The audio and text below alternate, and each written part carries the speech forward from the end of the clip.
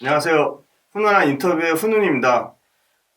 반도체 IT 업계 최고 전문가인 노문창 센터장님이 있다면 자동차 업계 최고의 전문가인 미래 모빌리티 전문가이신 하이투자증권 고태봉 센터장님을 모셨습니다. 반갑습니다. 네, 안녕하세요. 네, 안녕하세요. 네, 센터장님 모시고 미래 모빌리티 사업 그리고 미래 사업에 대해서 좀 심도 있게 그리고 굉장히 격이 없이 한번 의견을 교환해 보도록 하겠습니다. 네, 바로 질문. 여기 없어야 되는 긴장하세요. 네, 참고로 정말 제가 존경하는 저희 고등학교 선배님이십니다. 그래서 엄청 긴장됩니다. 네, 바로 질문 들어가겠습니다. 네, 2021년 CES 참관하셨잖아요. 네네. 그걸로 본 삼성하고 LG의 이제 소비자 가전 부분 그리고 모빌리티 산업의 국내 기업들의 기술 변화에 대해서 좀 설명을 부탁드리겠습니다. 딱하게 이렇게 얘기하지 마시고요. 백색 가전, 원래 컨슈머 일렉트릭 쇼라는 거는 사실 백색 가전, 생활 가전이 주예요. 그래서 사실은 냉장고, TV, 사실 우리가 생각하는 거 최첨단이 아니라 원래는 이제 이 소비자들이 생활과 맞닿으면서 하여튼 그런 것들이 주가 되는데 요즘은 스마트가 대세이기도 하고요. 사실은 백색 가전의 거의 황제였던 월풀이라든지 아니면 이제 밀레라든지 뭐 많은 업체들이 있지만 사실 많은 업체들이 사실 수면 밑으로 가라앉고 있다는 걸 좀 많이 느끼시죠? 왜냐하면 한국은 삼성전자도 냉장고, 에어컨, 백색 가전을 하지만 사실 스마트폰이나 반도체를 하면서 이 스마트에 대한 DNA가 상당히 강한 업체죠. LG도 최근에 아쉽게도 뭐 사업을 접지만 사실 통신 쪽에 굉장히 또 일가견이 있습니다. LG U 플러스도 있고요. 그다음에 스마트폰도 만들어 왔고. 그래서 이 스마트를 할 수 있는 역량이 있기 때문에 이 백색 가전과 스마트가 접목이 됐죠. 그래서 많은 유럽 메이커, 미국 메이커들이 이 스마트화에 실패하면서 어떻게 보면 소비자들한테 좀 잊혀졌다면 LG하고 삼성은 이 스마트가 됐고요. 특히 이 TV가 사실 CS쇼에는 메인입니다. 메인인데 많은 미국 업체들, 일본 업체들이 사실 한국의 독주한테 밀려났죠. 그래서 이번 CES도 마찬가지고 뭐 작년, 재작년 다 마찬가지입니다만은 디스플레이는 계속해서 뭐 사람의 육안으로 구별할 수 없을 정도까지 굉장히 이제 디테일해지고요. 뭐 롤러블 TV도 마찬가지고 뭐 굉장히 많은 것들이 나오고 있지 않습니까? 그래서 거기 추격에 뒤처진 업체들은 계속해서 이제 추락을 하는 모습이고요. 삼성은 올해는 약간 홈코노미라는 주제에 맞춰서 사실 홈코노미가 하고 싶어서 하는 건 아니죠. 락다운, 그 다음에 이번에 코비드 19 때문에 어쩔 수 없이 사람들이 집에 갇혀 있게 됐고요. 갇혀 있다 보니까 집이 사무실의 역할도, 그 때로는 뭐 음식점의 역할도 해야 되고요. 학교도 해야죠. 그렇죠? 학교도 해야 되고, 그 다음에 또 사실은 이제 더 많은 욕구들을 보려다 보니 심미적 욕구를 충족하기 위해서는 공연장, 극장도 돼야 되는 거죠. 그래서 많은 기능들이 집에 모이다 보니까 사실 스마트 홈, 이 핵심이었다고 보면 될 것 같습니다. 그리고 또 하나가 굉장히 큰 아젠다기도 하고요. 아까 이제 삼성, LG하고 또 모빌리티를 같이 묶어서 이제 CES에서 말씀해 주셨기 때문에 둘 다 관통하는 단어가 스마트입니다. 자동차가 스마트해진다는 게 어떤 의미일까 생각해 보시면요.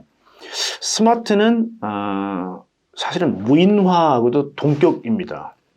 왜냐하면 지금까지 아날로그, 자동차라는 게 사실 어떻게 보면 사람의 눈으로 사물을 판단하고 뇌로 판단을 하죠. 그래서 엑셀레이터를 더 밟아라, 아니면 조향을 해라, 뭐 등등을 해서 이제 인지 판단 제어가 사람이 사실 기계한테 명령을 내리는 시스템으로 되어 있었는데 이게 완전히 아날로그였죠, 그죠? 근데 이게 디지털화 된다는 게 어떤 의미일까요? 사람의 육안으로 봤던 아날로그 신호를 어떤 센서는 이걸 봐서 디지털의 파형으로 바꿔줘야 된다는 거거든요. 이게 최근에 쇼티지가 많은 스마트 센서죠. 이게 뭐 비전 센서가 될 수도 있습니다. 카메라, 레이더, 라이다, 아니면 이제 울트라소닉 같은 것들. 그 다음에 이게 이제 봤던 것들이 다 0과 1에 복잡한 이제 디지털로 바뀌었겠죠. 우리가 봤던 사물이. 그래서 이 부분들이 이제 수집되고 또 그다음에 분석이 되면서 사실 판단의 영역이 되겠죠. 야, 위험하니까 서라. 내지는 야, 좌측으로 15도를 틀어라. 라는 지시가 떨어질 거고 그게 바로 액추에이터, 기계로 바로 가는 거죠. 이게 사실은 스마트카입니다. 그래서 사람이 지금까지 아날로그로 했던 모든 것들을 디지털화시키고 이 디지털화가 AI로 연산을 하고요. 그게 사실 메카닉의 전기 신호로 가는 이런 것들이 사실 어떻게 보면 앞으로 하고 싶은 스마트카가 될 거고요. 이게 아까도 말씀드렸던 백색 가전에도 적용됐고 우리가 타는 자동차에도 접목된 것들이 바로 스마트라는 부분일 거고요. 그래서 이번에 CTA, 즉 CS를 주관하는 CTA에서 6가지 크게 이제 주제를 내는 게 디지털 헬스, 그 다음에 디지털 트랜스포메이션, 그 다음에 로보틱스 앤 드론, 그 다음에 vehicle 테크놀로지, 그 다음에 5G 커넥티비티, 스마트 시티, 이 6개였습니다. 자, 근데 여기 보시면 디지털이 2개가 반복됐죠? 그래서 아까 말씀드린 아날로그를 디지털로 바꾸는 과정이 디지털 트랜스포메이션과 지금까지 의사와 대면하지 않으면 안 됐던 헬스를 결국 특히 미국 같은 경우는 굉장히 의료비가 비싸기 때문에 코로나에 걸렸거나 아니면 의심이 되는데 직접 찾아가보면 아마 언론을 통해서 보셨겠지만 수백만 원이에요. 그래서 그 진단 하나 받는데 수백만 원이니까 본인이 약간 감기 기운이 있어도 안 가는. 근데 디지털 헬스는 훨씬 더 접근성이 용이하고 싸거든요. 디지털 헬스라는 부분이 컸고요. 로보틱스 앤 드론이라는 거는 치환을 좀 해볼게요. 좀 딱 용어를 바꿔보면 지금까지 기계라는 거하고 로봇하고 가장 큰 차이가 뭘까요? 기계하고 로봇. 이건 앞으로도 말씀드릴 중에 굉장히 중요한 부분입니다. 로봇은 AI 생각하는 게 있어요. 스스로 판단을 스스로 하느냐 판단. 여부입니다. 네. 네. 그래서 만약에 로봇을 아까 얘기했던 걸로 바꾼다면 스마트 머신, 이 로봇입니다. 그래서 아까도 홈코노미 말씀을 드렸지만 이번에 삼성이 뭐 봇 핸디라 그래서 로봇에 이제 매니퓰레이터, 손이 달려 있는 녀석을 가져와서 접시를 식기세척기에 꽂아주고 빨래를 세탁기에 넣고 하는 것도 이 매니퓰레이터가 하더라고요. 그래서 로보틱스는 사실 앞으로 이제 추구해야 될 방향이겠죠. 뭐 이렇게 큰 개념에서 본다면 자동차도 달리는 로봇입니다. 스스로 판단하니까. 그다음 vehicle technology 아까 얘기했던 스마트 카라고 바꿀 수 있겠죠. 그리고 이 5G 커넥티비티는 스마트를 가능하게 하는 어떤 프로세스적인 차원이겠죠. 왜냐하면 클라우드에 데이터를 넣어놓거나 반대로 오퍼레이팅 시스템 OS를 클라우드에 넣어놓고 5G로 바로 이 디바이스들을 조정할 수 있겠죠. 많은 로봇들이 클라우드 로보틱스가 될 거다라고 얘기하는 이면에는 클라우드에 ROS, 로봇 오퍼레이팅 시스템을 다 넣어놓고요. 이게 5G를 통해서 이 로봇을 움직이게 돼요. 그러면 로봇 안에 인베디되어 있는 많은 복잡한 연산 기능들이 필요 없겠죠. 그래서 로봇이 훨씬 더 저렴해지고 가벼워지고 배터리의 효율을 높일 수 있는, 그래서 클라우드 로보틱스 나오겠죠. 그래서 5G는 굉장히 중요한 개념이다. 그리고 스마트 시티는 최근에 강조되고 있는 에너지라는 부분까지도 많이 들어옵니다. 그래서 스마트 시티도 지금까지 많은 사람들이 일을 해야 돌아가는 도시가 스스로 판단하고 스스로 돌아갈 수 있도록, 예를 들어 에너지가 부족하다 다른 주에서 에너지를 끌어온다, 아니면 스스로 태양광으로 만든 개개인한테 에너지를 사온다, 뭐 이런 것들이 전부 다 스마트 시티가 될 거예요. 자율주행도 스마트 시티 들어가지 않나요? 맞습니다. 자율주행도 레일 같은 거 갈아서 자율할 수 있게. 맞습니다. 이게 이제 REM이라는 개념이 들어갈 텐데, 이 로드 익스피리언스 매니지먼트라고 각 도심마다 박혀져 있는 인프라하고 자동차하고 상호 연결을 해요. 이게 IoT, 사물 인터넷의 자동차 버전을 V2X, Vehicle to Everything이라고 합니다. V2X. 그래서 그거는 V2I, 지금 말씀하신 게 시티에 있는 모든 사물들과 차를 연결하는 개념이 V2I입니다. 인프라와 vehicle을 연결하는 거. 그럼 예를 들면 교차로에서 굉장히 복잡한 이 교차로에서 예를 들면 CCTV라든지 그쪽에 있는 라이다, 대중 라이다가 있다면 라이다가 달려오는 자동차한테 야, 이쪽 코너에서는 자전거가 오니까 너 서라 라는 지시를 할 수 있어요. 뭐 이런 것들이 결국은 이제 나중에 자율주행을 가능케 하는 부분인데요. 스마트 시티에는 그런 것들이 다 포함이 됩니다. 그래서 에너지에 대한 부분, 그 다음 자율주행에 대한 부분, 조금 더 나가면 어번 에어 모빌리티가 착륙하고 뭐 내리고 착륙하고 다시 뜨고, 보이지 않는 가상의 튜브를 만들어서 그 공간에서 왔다 갔다 할 수 있도록 만드는 기능까지 전부 다 스마트 시티라고 볼 수가 있겠죠. 그래서 이번 CES는 뭐 굉장히 많은 것들이 나왔고요. 뭐 특히 뭐 미중 무역 갈등이라든지 아니면 코로나 때문에 참가 업체가 4,500개에서 한 1,900개로 많이 줄었지만 사실은 지난 1년 동안 우리가 코로나 환경에서 너무 느끼고 배운 것들이 많았기 때문에 뭐 올해만 47년 만에 CES에서 모든 걸 다 보기보다는 지난 1년 동안 벌어졌던 일들을 함께 생각하면 훨씬 CES가 저희한테 많이 교훈을 준다, 뭐 이렇게 생각이 됩니다. 네. 다음 질문 드리겠습니다. 현대차 그룹도 최근에 보스턴 다이내믹스 인수를 했잖아요. 굉장히 좀 발빠르게 미래 성장 동력을 육성하는 것 같은데 현대차 그룹에 대한 센터장님의 시각은 어떤지 궁금하고, 그 밑에 밸류 체인들 있잖아요. 현대위아부터 해가지고 현대모비스, 네, 투자자 관점에서는 진짜 완성차 업체에 투자하는 게 좀 더 유리한지 아니면 밑단의 밸류체인이 좀 더 성장성이 더 있다고 보시는지. 참 이게 너무 빠른 얘기이긴 한데요. 사실 이제 좀 큰 그림으로 보죠. 지금 기술의 큰 변화는 이건 뭐 IT나 자동차나 예외 없이 두 가지 큰 흐름입니다. 하나가 아까 조금 설명드렸던 디지털 트랜스포메이션. 그러니까 그러니까 아날로그를 디지털로 바꾸는 그 치환의 과정을 보통 디지타이제이션이라고 얘기를 하고요. 디지타이제이션 된 기술을 가지고 커머셜라이즈, 상용화 시켰던 게 디지털라이제이션입니다. 이 과정에서 우리는 LP판, 카세트를 듣다가 갑자기 CD 플레이어, 그래서 굉장히, 그리고 카피가 막 되고요. 우리 예전에, 더블데크에 테이프를 녹음하기 때문에 음질이 계속 떨어졌죠. 네. 근데 아날로그의 속성이죠. 그죠? 복사를 하게 되면 계속 퀄리티가 떨어지는. 근데 우리 CD 플레이어가 되면서부터는 거의 완벽한, 즉 손상이 없는, 아무리 카피를 해도 손상이 없는. 그리고 또 이거는 CD 플레이어라는 저장 매체에 담았으니까 CD 플레이어인 거죠. 사실은 MP3에 담아서 됐죠. 그죠? 왜냐하면 신호 자체는 다 디지털화 되어 있기 때문에. 자, 그러다 보니까 이렇게 디지털라이제이션 과정에서 소니가 사실은 이 워크맨에서 디스크맨으로 바꾸고, 우리 전자사전 옛날 사전을 다 갖고 다닐 때 그냥 뭐 옥편을 갖고 다니거나 아니면 영영 사전을 갖고 다니거나 사전을 들고 다니는데 전자사전이 나오기 시작하죠. 디지털로 되면서. 이런 디바이스들이 다 사실 이제 디지털라이제이션인데, 이게 사실은 이제 스티븐 잡스가 아이폰을 가지고 오면서 이 디지털 디바이스들이 다 각각 존재했지 않습니까? 근데 컨버전스, 융복합이라는 이 단어 하나에 완전히 일망타진됐습니다. 사실 소니가. 왜냐면 아이폰에 다 들어가거든요. 심지어는 디지털 카메라도 우리가 필름 카메라에 사실 이 시체를 밟고 올라갔던 게 디지털 카메라 아닙니까? 왜냐면 완전히 죽었죠. 옛날에는 암실 따로 있었고 필름 판매하는 데 있었고 현상소 따로 있었는데 다 없어졌고 디지털 카메라가 생기면서 완전히 아날로그로 죽었고요. 근데 그 과정에서 또 우리가 처음에는 스마트폰에 카메라가 들어왔을 때 이게 카메라가 대체가 될 거라고 생각했습니까? 어디? 근데 스마트폰이 올라오고 지금은 이제 1억 800만 화소까지 나오면서 이제 디지털 카메라 완전히 사라져 버렸습니다. 특히 DSLR, 미러리스 카메라 뭐 등등 많은 대안들이 있었지만 결국은 스마트폰에 완전히 무릎을 꿇어버렸거든요. 그래서 이 과정이 이제 디지털라이제이션이었다면 지금 디지털 트랜스포메이션이라는 거는 사실 모든 걸 다 바꿉니다. 왜냐? 여기서 사실은 나오는 게 로그 데이터예요. 우리가 사진을 딱 찍게 되면 몇 월 며칠 몇 시에 어떤 해상도에 어떤 모드를 썼고 이런 것들이 다 나오죠. 그는 우리가 사진을 딱 찍는 과정에서 디지털이 이 시간과 상황에 맞는 모든 데이터들을 다 간직하고 있다는 얘기거든요.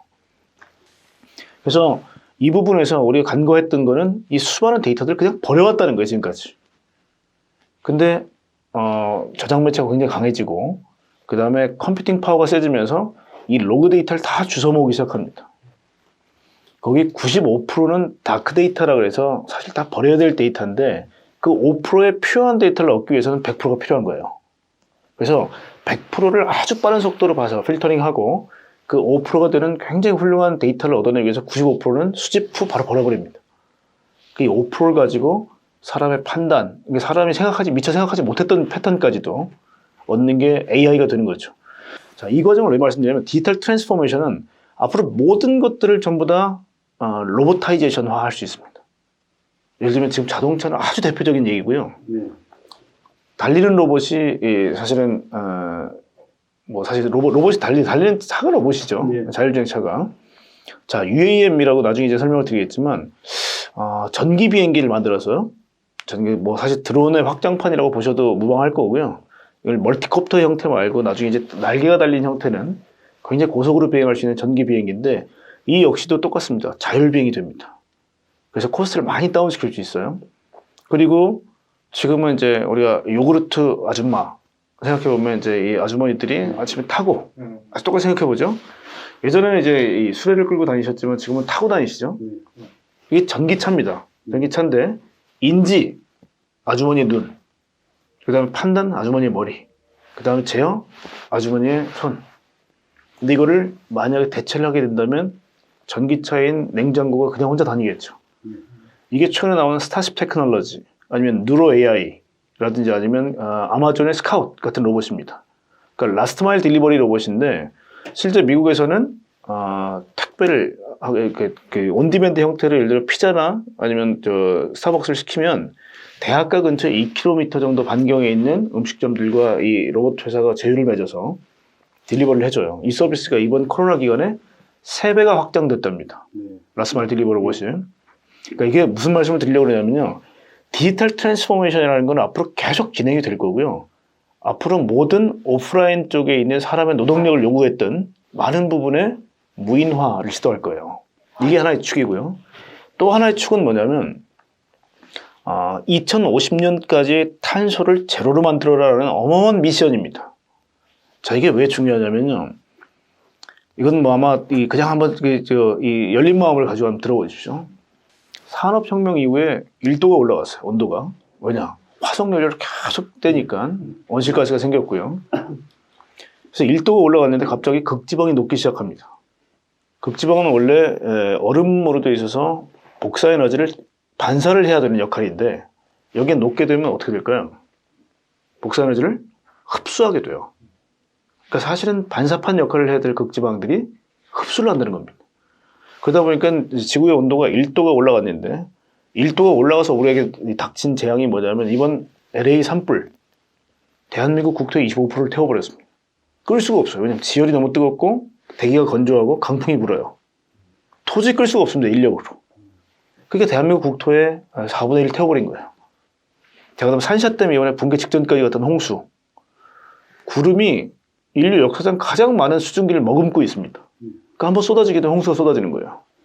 그러니까 이 두 개를 겪고 미국이 반성을 했고 중국이 반성을 했습니다.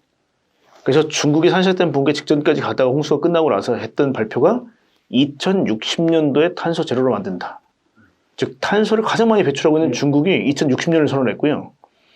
미국이 트럼프가 야, 이 환경 마피아들의 저런 헛소리는 나 안 듣겠다 였는데 캘리포니아 주지사가 불을 딱 끄자마자 했던 발표가 있습니다. 2035년도에 자동차 내연기관 판매를 중지한다.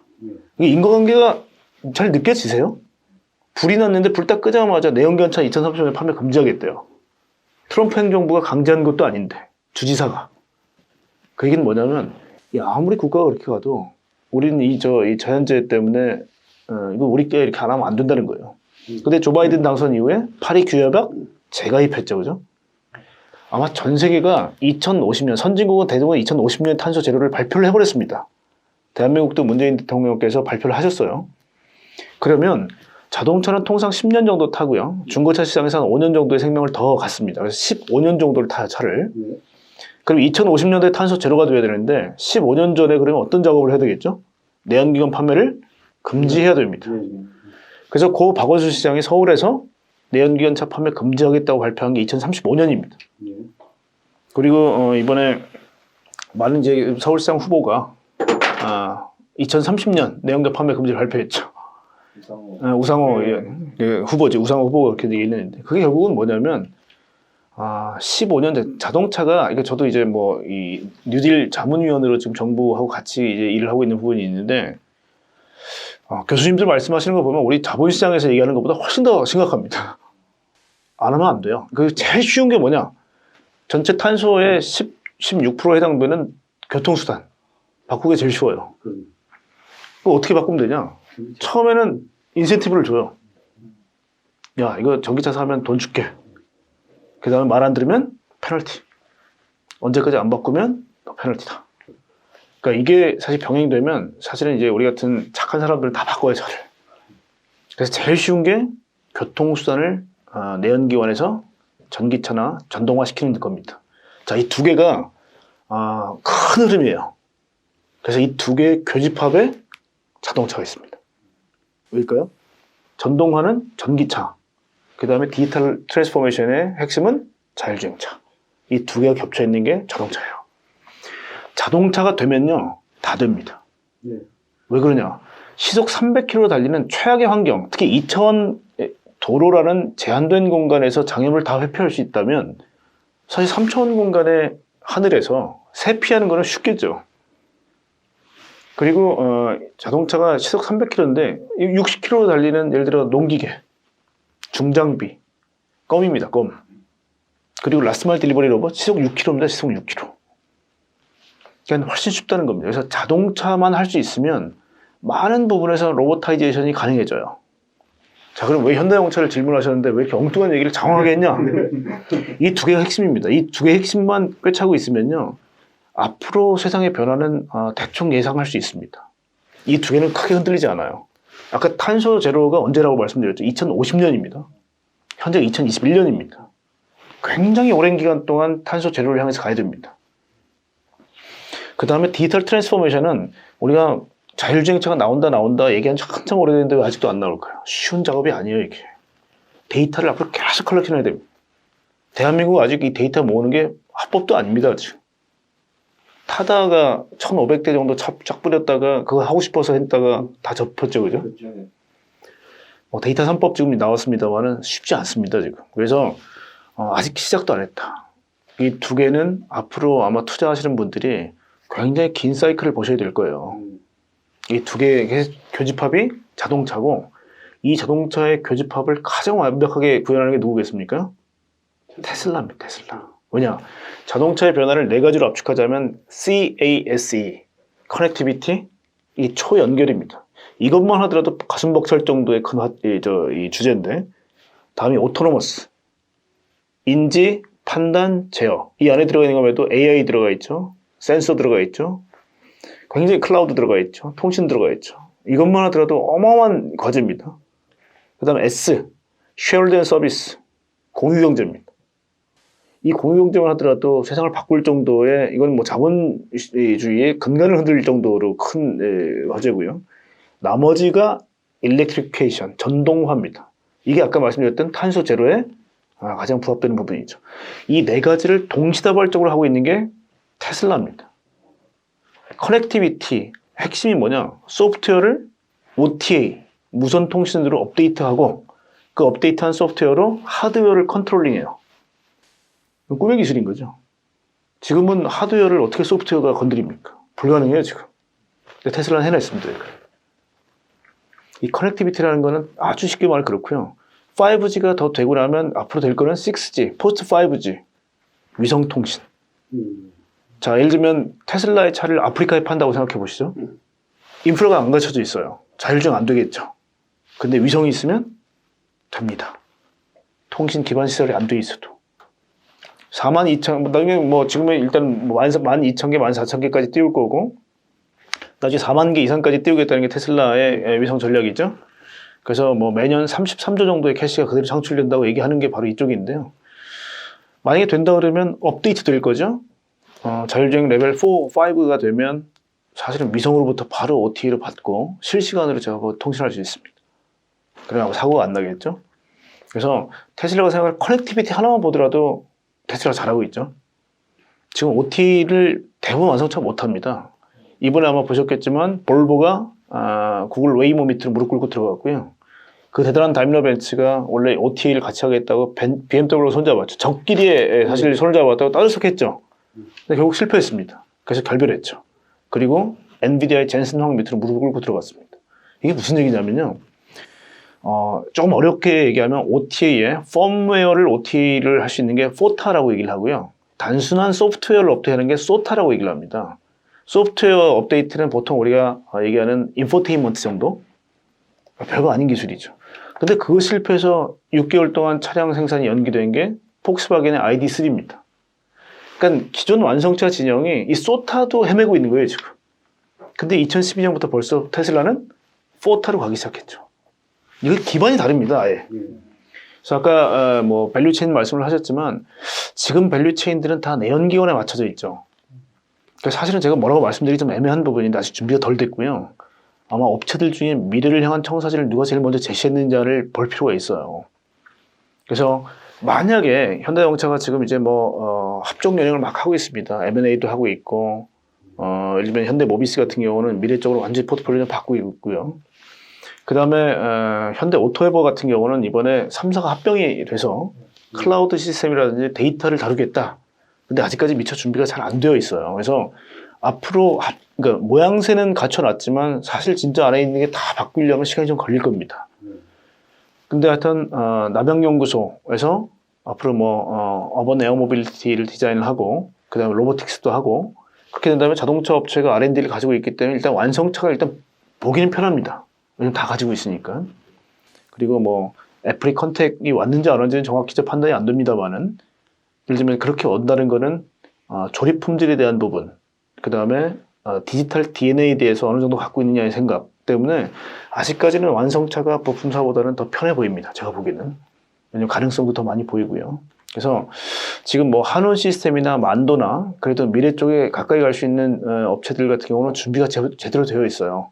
뭐 서멀 매니지먼트라고 해서 배터리 온도를 제어하거나 예전엔 배터리를 공냉식으로 그냥 하면 될 줄 알았거든요. 근데 안 돼요. 결국은 수냉식으로 해야 됩니다. 그러다 보니까 워터펌프가 결국은 칠러 시스템을 통해서 배터리를 냉각시켜줘야 되고요. 이런 것 때문에 이 서멀 매니지먼트는 쉽게 말하면 이 배터리 온도를 제어하는 그리고 아무리 전기차라도 에어컨 틀어야죠, 여름에. 그렇죠. 처음에 나왔던 미쓰비시 아이미뷰라는 전기차는 에어컨 틀면 배터리 50% 날아가요. 와이퍼 작동하면 20% 날아갑니다. 이거 어떻게 써요? 근데 지금은 그런 부분이 충분히 가능해지고 있거든요. 그래서 뭐 한온 시스템의 서멀 매니지먼트 쪽이라 아니면 만도도 지금 뭐 지리자동차하고 사실 이제 계속 교류하고 있는 지리자동차가 최근에 뭐 바이튼하고 손잡고 그 다음에 뭐 이 폭스콘하고 손 잡았고요. 또 하나가 바이두 지금 중국에서 거의 지도로는 과점 기업이죠. 이 3사하고 손을 잡았다는 얘기는 애플이 만약에 뭐 중국에서 차를 만들면 과연 얘들이 뛰어들까? 뭐 약간 그런 의심이 들 정도로 갑자기 지리자동차가 막 뛰고 있어요 지금. 그래서 뭐 그런 걸 보셨을 때 만도가 또 지리자동차가 사이가 좋아요. 그래서 현대 기아뿐만이 아니라 막 이런 쪽도 확장이 될 수 있다라는 기대감도 좀 있기도 하고요. 그래서 부품업체 중에는 미래에 대한 청사진, 빅픽처를 누가 제일 잘 그리냐를 앞으로 좀 보셔야 될 것 같아요. 지금은 좀 미흡합니다 제가 보기에는. 네. 이게 참 전기차나 지금 아까 말씀하신 부분에 대해서 가장 선행이 돼야 되는 게 제가 생각하기에는 일단 전기거든요.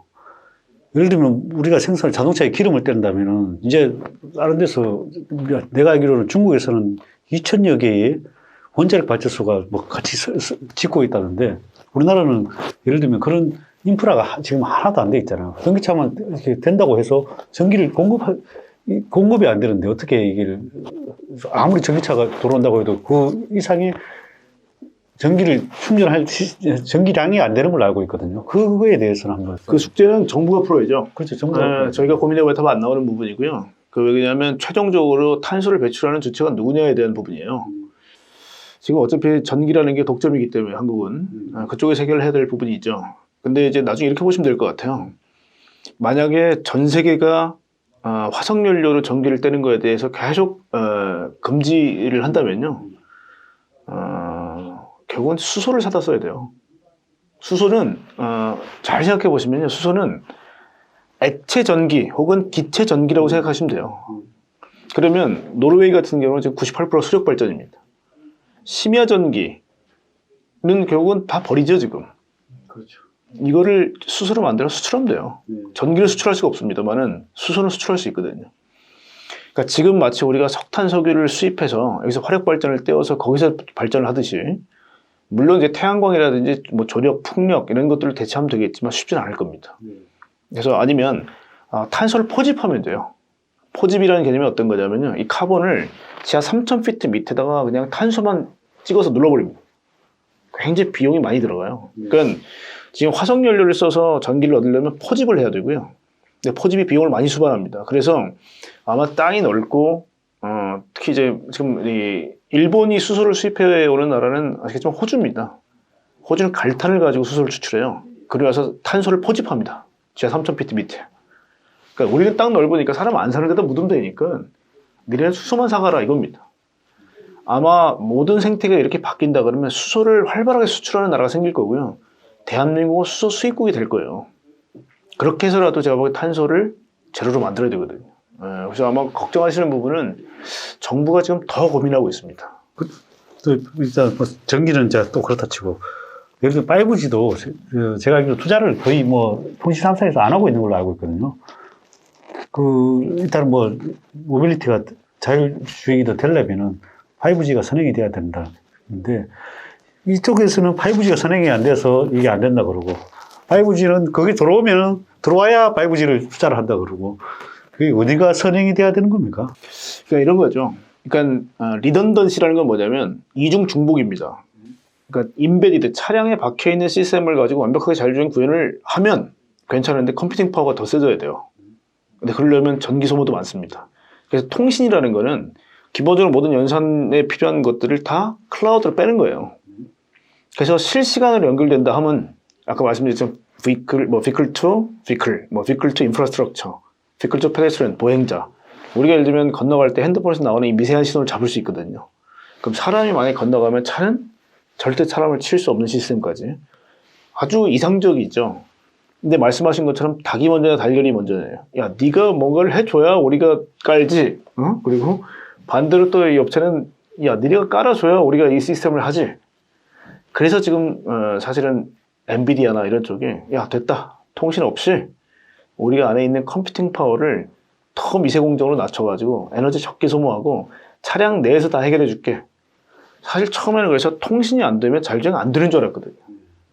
근데 컴퓨팅 파워가 점점 세져요. 차 안에 박혀있는. 네, 그래서 엔비디아도 처음에는 자율주행이 되게 되면 전기 소모량의 상당 부분, 지금도 한 30% 정도는 전기차의 에너지 소모량의 30%는 자율주행이 되면 소진된다.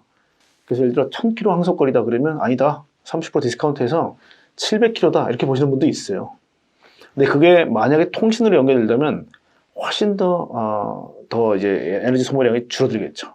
그래서 아마 그 부분은 처음에 그게 안 된다 그러면 아까 말씀드린 엔비디아처럼 컴퓨팅 파워를 해결하는 노력들이 계속 있을 거고요. 지금 테슬라도 사실은 실시간 연결은 안 돼 있죠. 근데 가능하다고 말하는 거 아닙니까? 왜냐하면 비전 센싱을 가지고 안에서 연산을 하겠다는 거예요, 지금. 그래서 아마 그게 병행되다가 통신이 연결되면 아마 10년 모고차 쪽이 확 가라앉는 그렇게 될 거라고 보시면 될 것 같고요. 근데 그 전에 만약에 테슬라가 꿈꾸고 있는 위성통신이 먼저 개통된다면 포스트5에 바로 가는 겁니다. 그러니까 굉장히 무서운 거죠. 실제 통신사들은 되게 두려워합니다. 그걸. 왜냐하면 우리는 돈이 돼야 깔는데 하늘에 자꾸 위성이 떠요.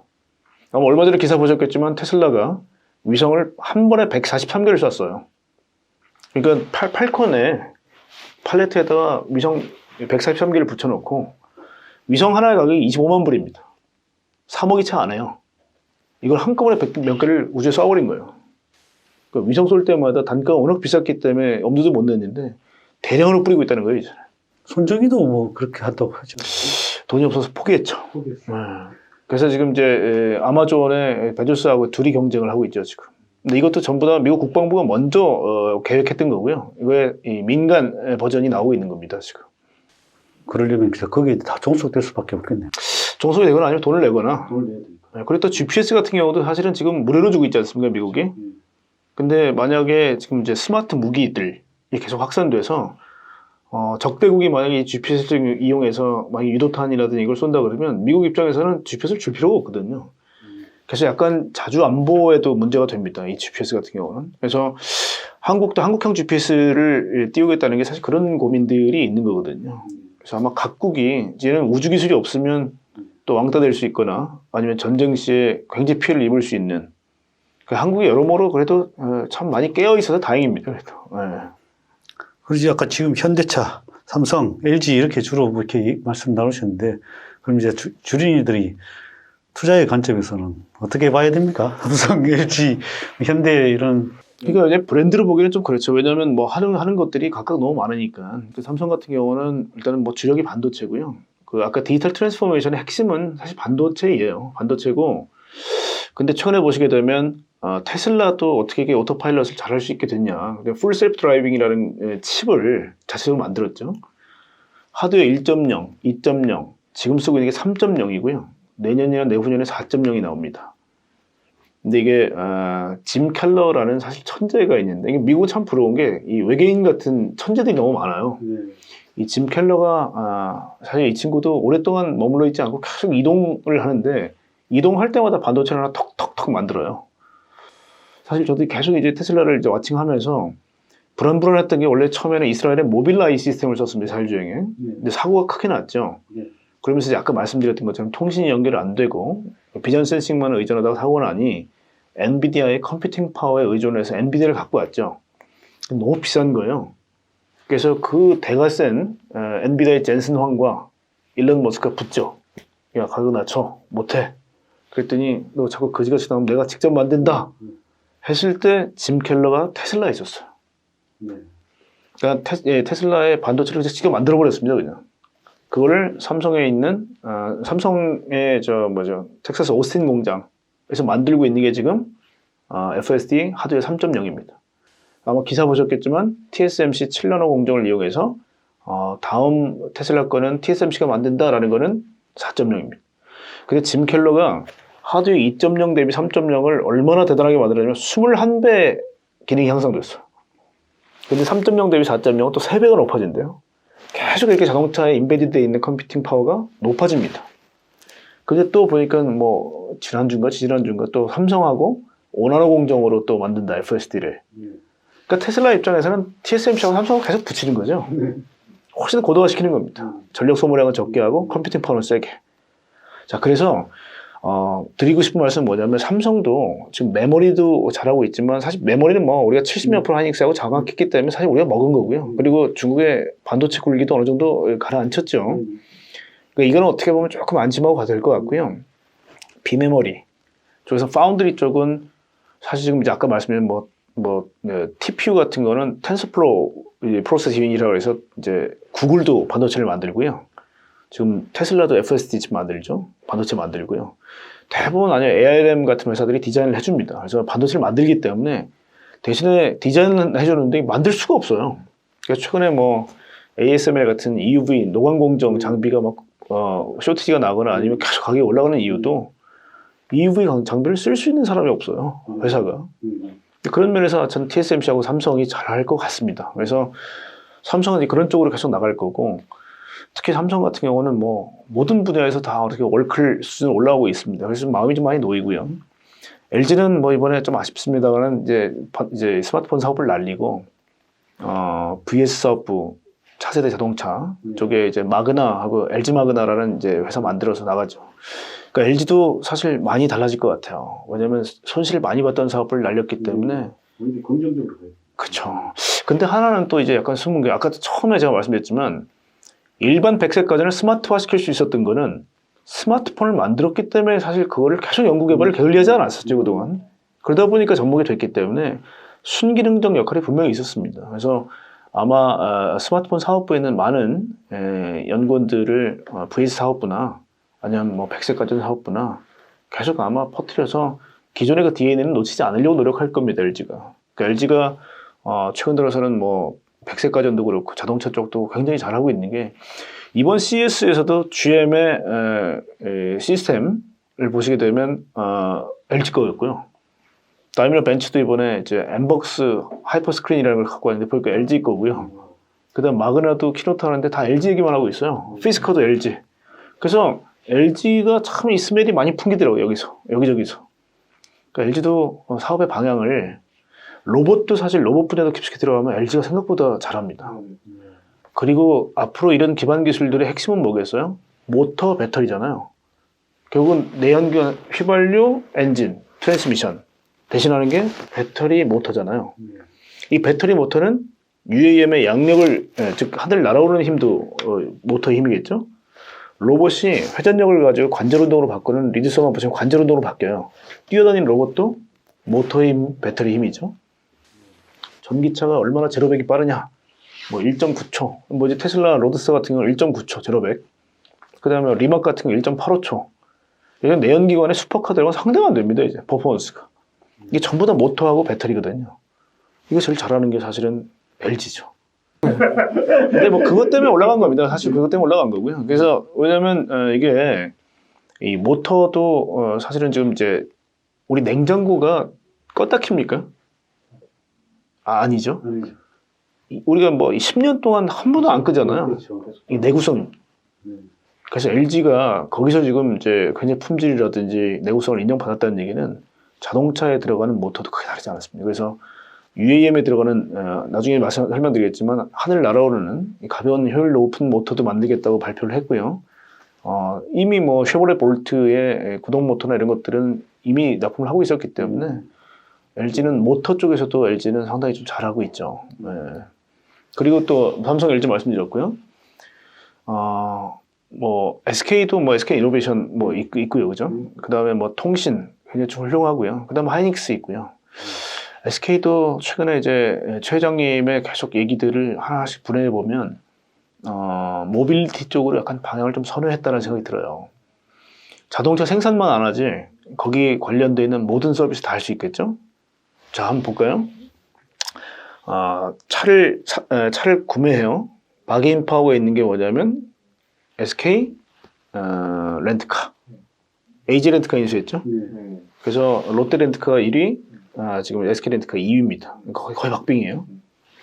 이걸 나중에 만약에 전기차로 다 바꾸거나 아니면 라이드 쉐어링이 된다 그러면 현대자동차보다 엄청난 바게인 파워가 있습니다. 이 두 개를 한꺼번에 하니까 소카 지분이 있죠. 그래서 구매를 해요. 싸게 사올 수 있다는 얘기입니다. 자, 그러고 나서 차가 메인테넌스를 잘해야겠죠. 렌트카 타는 기간 동안 최대한 깨끗이, 그 다음에 감가상각이 안 되게 하려면 어떻게 해요? 수리를 하거나 그때그때 계속 뭔가 부품을 교체하거나 해야 되겠죠. 이거 누가 하죠? 스피드메이트가 하죠. SK 스피드메이트가 하고요. 그렇게 해서 중고차 시장에 원래 비싸게 팔린 게 원래는 SK 엔카였습니다. 그러니까 쉽게 말하면 자동차 생산을 위해 말고는 나머지를 다 하고 있죠. 그 다음에 뭐 SK 에너지가 뭐 옛날 60 SK 에너지가 있었고, 그러니까 자동차에 사실 생로병사에 관련되어 있는 모든 것들을 다 SK가 하고 있었다는 거예요.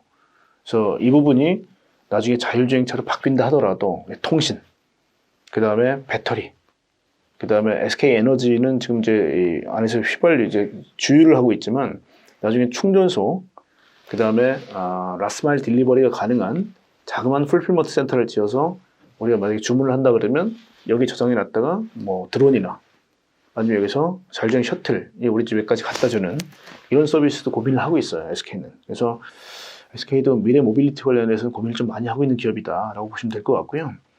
그리고 지금 현대자동차는 말씀드렸지만 자동차 업체에서 모빌리티 업체로 지금 터닝하고 있는 중입니다. 자, 그런데 모빌리티가 범주가 클까요? 로봇이 클까요? 로보틱스. 굉장히 중요합니다. 어떤 게 더 클까요? 모빌리티하고 로보틱스. 성장성인 면에서 말하는 아닙니다. 이 산업의 범주. 산업의 범주 면에서 저는 앞으로는 로봇이 더 클 거라고 맞습니다. 자, 그러면 조금 빠른 얘기가 될 수 있겠지만 저는 이게 성지가 될 것 같아요. 무슨 얘기냐면 자동차가 퍼스널 모빌리티, 킥보드 같은 퍼스널 모빌리티서부터 더 크게는 3차원 공간의 어번 에어 모빌리티까지, 즉 자동차에서 훨씬 더 범주가 커지고 있죠 지금. 그렇죠. 여기서 일단은 현대자동차는 그나마 다행인 게 일반 컨벤셔널 자동차 업체 중에 4개 정도가 살아남을 것 같아요. 그게 현대자동차 그룹, 폭스바겐 그룹, 도요타 그룹, GM입니다. 네. 이미 주가가 지금 그렇게 반영하고 있어요. 이 중에서 그래도 현대자동차가 그나마 친구들이 제일 좋아요. 삼성, SK, LG 이런 친구들이 있거든요. 그것 때문에 뭐 최근에 애플 뭐 진위는 잘 모르겠습니다만 애플도 아까 얘기했던 그 친구 3명하고 친할까요, 안 친할까요? 친하죠. 다 친하죠. 왜냐? 삼성은 건강한 경쟁자이자 벤더죠. LG 훌륭한 벤더죠. 뭐 왜냐면 카메라 센서, 뭐 배터리까지 다 해주죠. 지금 아이폰 12 분해하게 되면 국적 기준으로 압도적 1등이 한국입니다. 한국, 미국, 중국, 일본 순이에요. 부품의 국적으로 따지면. 그러니까 삼성하고 LG는 훌륭한 벤더입니다. SK는요. 최근 몇십 년 동안 통신사로서 계속 우리 거래 관계를 맺었잖아요. 다 친하다는 거예요. 그래서 이런 이제 현대자동차는 그래서 이제 이 범위를 넓히는 데까지 성공을 했고요. 그 다음에 이번에 버선다이믹스 인수도 굉장히 핵심 중에 하나가 뭐냐면 아까 얘기했지만 2차원 공간에 달리는 로봇, 자율주행차, 3차원 공간에 나는 로봇, UAM. 그렇게 따진다면 로봇의 범주는 더 큽니다. 인지 판단 제어가 300km 달리는 자동차에서 가능하다면 정지되어 있는 사물은 노스 떡먹기입니다. 그게 로보타이제이션이에요. 이 시스템을 그대로 다 쓸 수 있습니다. 그러니까 저도 현대에서 그거 인수한 거 상당히 칭찬을 많이 했는데요. 근데 미국에서 그거 인수하게 나는 해준 게 더 의아스럽더라고. 버선다이믹스는 원래 날파라 그래서 네. 근데 이제 미국은 너무 우리가 미국 걱정해 주는 것만큼 어리석은 게 없습니다.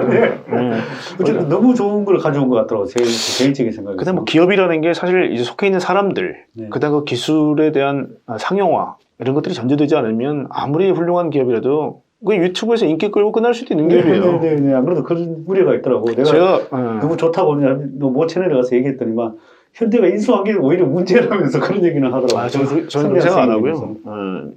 지금 보스나믹스도 우리한테 한가하게 배짱 튀길 때가 아닙니다. 왜냐하면 구글에 있을 때나 소프트뱅크에 있을 때는 미래에 대한 꿈이 있었던 기업인데 우리가 드론을 중국한테 다 뺏긴 이유가 뭘까요? 드론의 종주국은 중국이 아닙니다. 이스라엘하고 미국이에요. 네. 근데 왜 DJI가 전부 다 시장을 먹었을까요?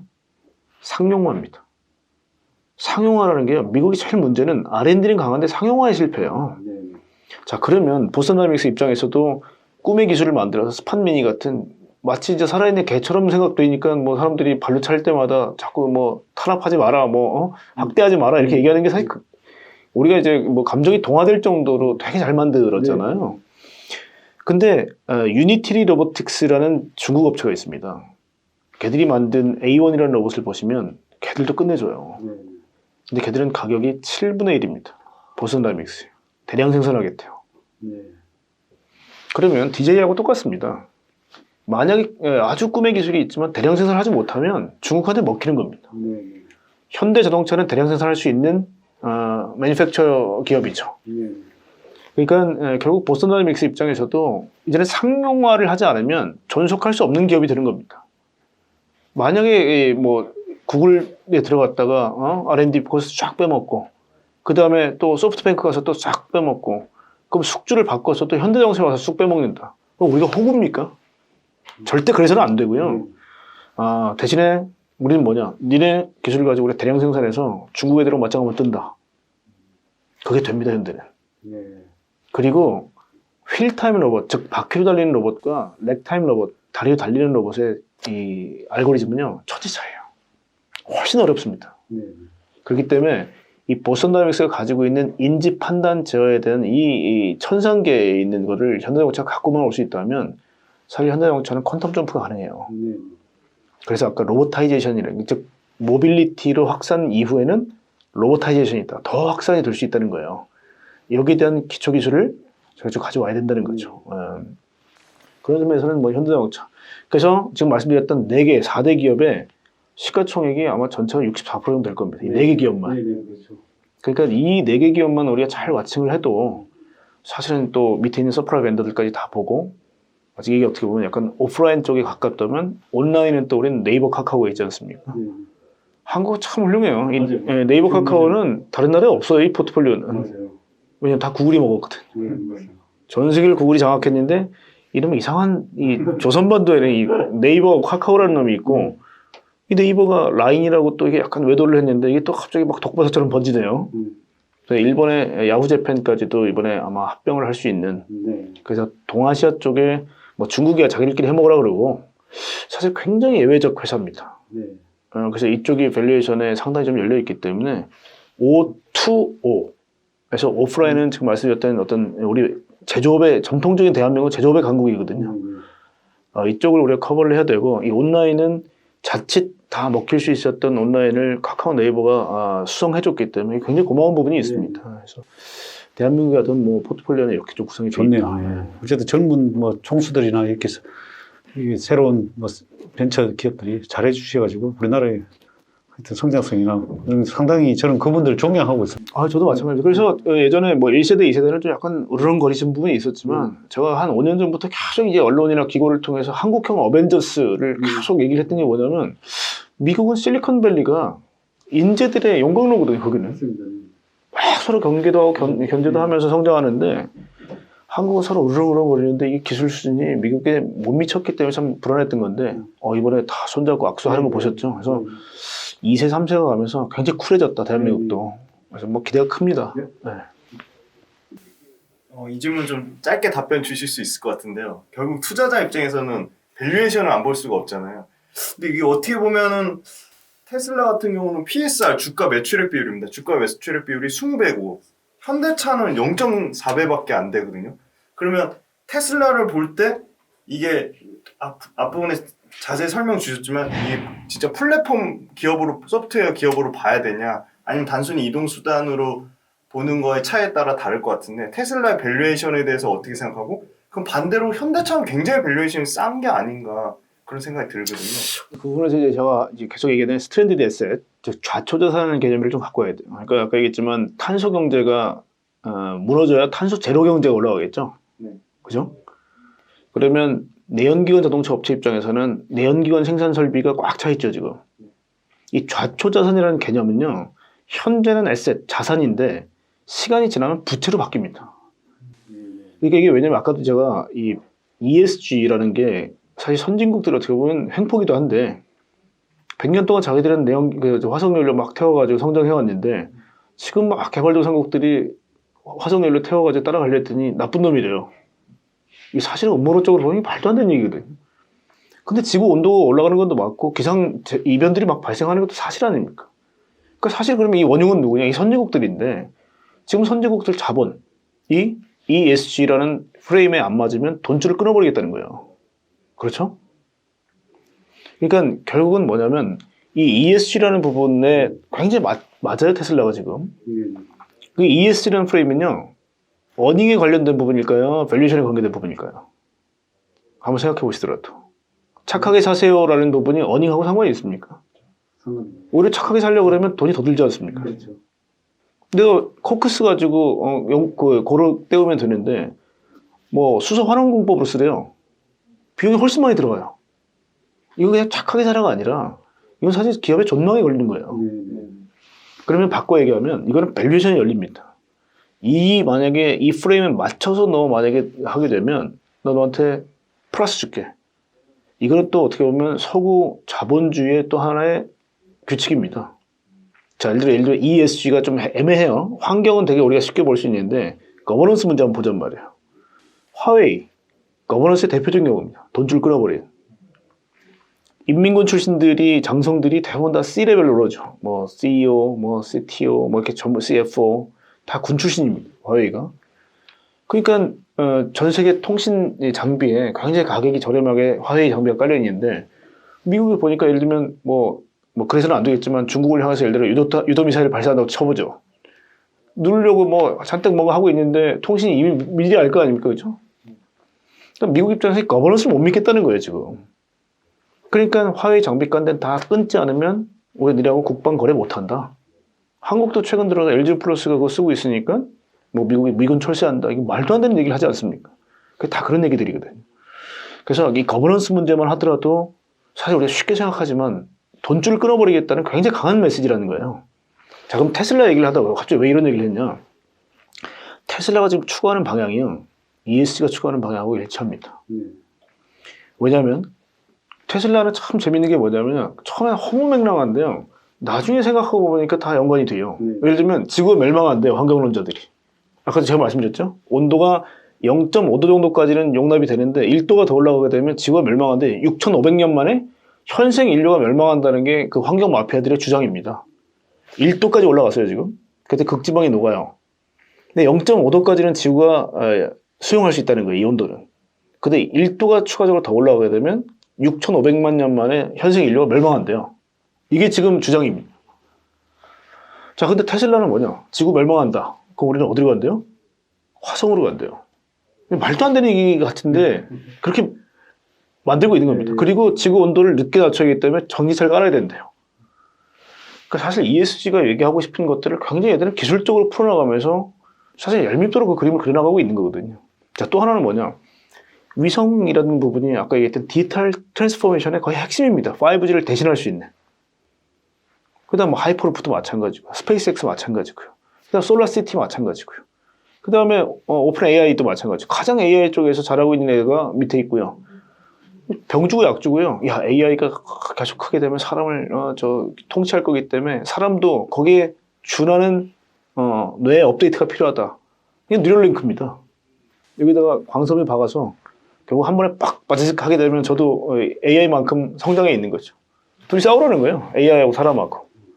그러니까 사실은 되게 허무맹랑하지만 테슬라가 추구하는 기술의 방향은 앞으로 세상이 갈 것 같은, 그렇게 전개될 것 같은 방향으로 가고 있다는 거예요. 그럼 테슬라를 테슬라만 보면 안 됩니다. 그 주변에 있는 많은 자회사들의 역량들이 테슬라로 표출되고 있는 거예요. 자, 그래서 테슬라하고 일반 전통 자동차 업체가 얘 PSR 20배 받으니까 우리도 PBR 0.9배 뭐 이것도 많이 올라서 0.9배입니다만은 사실 밸류에이션의 어떤 그 상태 달라요. 그리고 조금 더 어렵게 얘기하자면 프리 IPO 우리가 VCD 투자하는 프리 IPO에서 PSR 밸류에이션은 굉장히 익숙합니다. 왜냐 데스밸류 넘고 나서 시리즈 A, B, C에 다 PSR이에요. 근데 이런 적자 기업이 원래 유통시장에 들어오면 안 되는데 예전에 우리가 닷컴 버블일 때 어땠습니까? 84%의 적자 기업이 상장을 했어요. 그러니까 상장 기업의 84%가 적자 기업이었습니다. 왜냐면 포털이라는 게 당신은 돈을 벌 수 있을지 못 벌지 알 수가 없었거든요. 근데 지금이 또 84% 넘습니다. 자 그러면 관성이라는 게 있어요.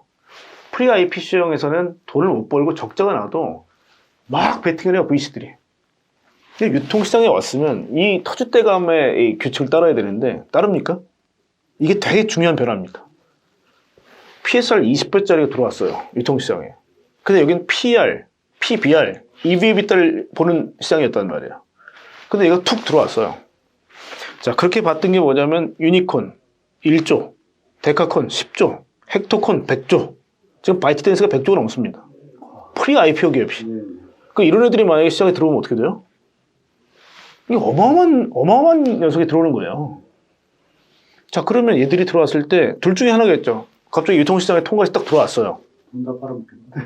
아니, 그러면 진짜 이 유통시장에서, 우르르 무너지면서 사실 엑시스를 하거나 아니면 뭐 우리가 설거지 한다고 그러죠. 소위 말하는. 프리-IPO 시장에 있던 게 유통시장에서 설거지를 당하거나 우리가. 아니면, 야, 이 뭐야. 얘들은 적자를 인정해주고 PSR을 인정해주는데 왜 우리는 아직도 PR이야. 얘들이 올라가거나 둘 중에 하나겠죠. 이게 지금 굉장히 고민하고 있습니다. 이번에 주가지수 3천 넘었을 때 제가 그런 말씀을 드렸어요. 미국에 있는 빵, 다 어떻게 시작했죠? 다 그렇게 시작했어요. 우버, 리프트, 다 그렇게 시작했습니다. 그런 애들이 들어가서 지수 자체를 예전하고 다른 방식으로 만들고 있기 때문에 어닝은 우리 코비드-19 때 작살났죠. 사상 최대의 주가, 사상 최대의 밸류에이션 어떻게 가능했을까요? 다 프리-IPO에 있던 애들이 유통시장을 건너간 거예요. 거기서 결국은 전통기업들이 고민합니다. 왜 쟤들은 관성이 있어요? 저거 인정해주면서 왜 나는 안 되는 거야? 그래서 이 두 개가 수렴해요. 사실 우버 같은 경우는 유통시장에서 좀 깽판을 부렸죠. 야, 너 어닝 벌기 전에는 너 점수 안 줘. 그래서 45달러로 했다가 20달러까지 수직 낙하고 나서 유통시장의 법칙을 따르죠. 야, 이거 매각. 다시 50불까지 올라오죠. 근데 계속 적자 기업인데도 끝까지 사랑해주는 기업들이 있습니다. 그게 테슬라 같은데요. 이게 지분의 상당 부분이 VC들이 섞여 있기 때문에 그렇습니다. 왜냐? 이쪽은요. 아마존이 프리-IPO에서 이제 IPO 하고 나서 유통시장에 들어오고 나서 주가가 3,700배 났습니다. 퍼센트가 아닙니다. 배. 3,700배가 올랐어요. 이게 어닝이 그럼 3,700배 올라서 그럴까요? 아니에요. 미국 시장의 질서를 우리가 정확히 이해할 필요가 있다는 거예요. 미국 시장은 되는데 한국은 안 된다는 거예요, 지금. 그러니까 투자들이 약간 생각을 좀 바꿔야 되는 게 뭐냐면요. 아까도 말씀드렸지만 프레임 자체가 굉장히 인위적입니다, 지금. 여기 딱 맞는 기업들이 그렇게 생각보다 많지 않아요. ESG에 맞아야 되고요. 이게 그래서 투자의 방향을 결정하고요. 코비드-19 때 지금 그 사티아 나델라라는 마이크로소프트 CEO가 얘기한 게 있어요. 2달 만에 2년 동안 디지털 트랜스포메이션이 압축적으로 나타났다는 거예요. 코로나 때문에. 예를 들면 5개월 동안 7년치 이 비디오 스트리밍을 볼 수 있는 회원들이 다 모였다는 거예요. 5개월 만에. 어마어마한 속도예요. 코비드-19는 속도. 그럼 국가가 통화정책 끝나고는 재정정책이죠. 재정정책 방향은 올드 이코노미로 갑니까? 뉴 이코노미로 갑니까? 뉴 이코노미로 가요. 그게 한국도 똑같습니다. 이 작은 나라도 그린 뉴딜, 디지털 뉴딜 114조라는 돈을 2025년까지 압축적으로 꽂겠다는 거예요. 정부가 말만 하고 뭐 그림만 그려놓고 빚좀 지고 있으면 안 될 텐데 국가가 마중물을 붓겠다는 거예요 지금. 그럼 방향이 ESG, 속도가 코로나, 그 다음에 힘, 국가의 돈이 집중해서 꽂힌다는 거예요. 그러니까 이쪽에서 밸류에이션이 변화가 나타나는 겁니다 지금. 되게 좀 흥미로운 얘기인데 배터리 업체 조금 더 설명을 듣고 싶은데요. 이제 LG화학이 있고 SK 이노베이션 있고 삼성 SDI인데 뭐 LG화학은 이미 CATL랑 앞다투면서 거의 지금 글로벌 1위를 고수하고 있고 삼성 SDI는 좀 굉장히 보수적으로 캐파를 좀 굉장히 보수적으로 가져가는 전략이고 SK 이노베이션 열심히 따라가고 있는데 각각 그 세 개의 배터리사에 대한 개별적인 그 센터장 보시기에 어떻게 보시는지. 글쎄요, 일단 저 배터리에 대해서는 완전 전문가는 아닌데, LG는 일단은, 지금 많은 거래처를 확산시키는 데 일단 주목을 하고 있습니다. 그래서 아마 현금 흐름이나 이런 것들 보시면, 이번에 LG 에너지 솔루션으로 독립한 것도 사실 그런 부분 때문에 그렇습니다. 근데 일단 지금 리튬이온 쪽에서 일단은, 사활을 걸었죠, 지금. 그러니까 아마 초반에 시장 점유율을 확대하는 전략으로 하고 있고요. LG는 상당히 오랜 기간 동안 배터리에 공을 들였습니다. 저는 LG그룹도 많이 자문을 드리고 있기 때문에 사실 LG그룹 많이 보고 있는데요. LG화학에서도 정말 열심히 했어요. 아마 SK이노베이션하고 갈등이 생긴 것도 사실 좀 고민은 됩니다만은 어쨌건 LG는 그동안 개척자의 길을 걸어온 건 사실입니다. 그래서 LG는 지금 현재 방식으로 많은 업체와 컨택을 하고 있고요. 실제 LG 에너지 솔루션의 배터리를 공급받지 않는 업체가 없을 정도예요. 그래서 LG가 원탑이 맞고요. 삼성 같은 경우는 지금 약간 주저하고 있습니다. 특히 대형 쪽은. 그래서 삼성 같은 경우는 아마 제 생각에는 전고체 배터리라든지 차세대 배터리 쪽으로 아마 조금 더 집중하지 않겠느냐. 왜냐하면 만약에 배터리는 옛날 PDP, LCD, OLED의 수준을 밟을 개연성도 있어요. 물론 이제 안 그럴 수도 있습니다. 왜냐하면 LCD가 워낙 훌륭하다 보니 이제 OLED보다도 가성비 차원에서 워낙 뛰어나서 OLED보다는 이제 LCD가 좋은 부분도 사실 있거든요. 그래서 지금 리튬이온이 계속 갈지 아니면 나중에 전고체나 리튬 에어나 차기 배터리가 완전히 이걸 뒤집고 갈지는 사실 가봐야 합니다. 근데 전략상 지금 LG는 현재 기술로 굉장히 이제 많은 이 부분에 공장을 짓고, 왜냐면 공장 짓고 이런 건 굉장히 돈이 많이 들거든요. 여기저기 합작을 하는 이유도 현금이 어떻게 보면 바닥났거나 예를 들면 투자를 해가지고 그쪽에 라인을 확 지었는데 그 업체가 야 다음번은 니네하고 안 한다 하게 되면 이건 고스란히 다 떠나야 되거든요. 그러니까 합작을 하는 겁니다 지금. 그러니까 처음에 있는 역량 가지고 완전히 확 퍼졌던 거고요. 삼성은 조금 더 보겠다는 거예요 지금. 대신에 그 차세대 기술로 뭔가 승부를 두겠다는 게 보여요. 근데 지금 예를 들면 도요타 같은 경우가 지금 특허 부분에서는 전고체 세계 1위거든요. 도요타도 지금 얘기하고 있는 게 뭐냐면 전고체 배터리로 갔을 때 전기차 시장을 뒤집겠다라는 얘기를 하고 있는데 약간 반신반인이 됩니다. 파나소닉도 전고체로 간다 그랬나?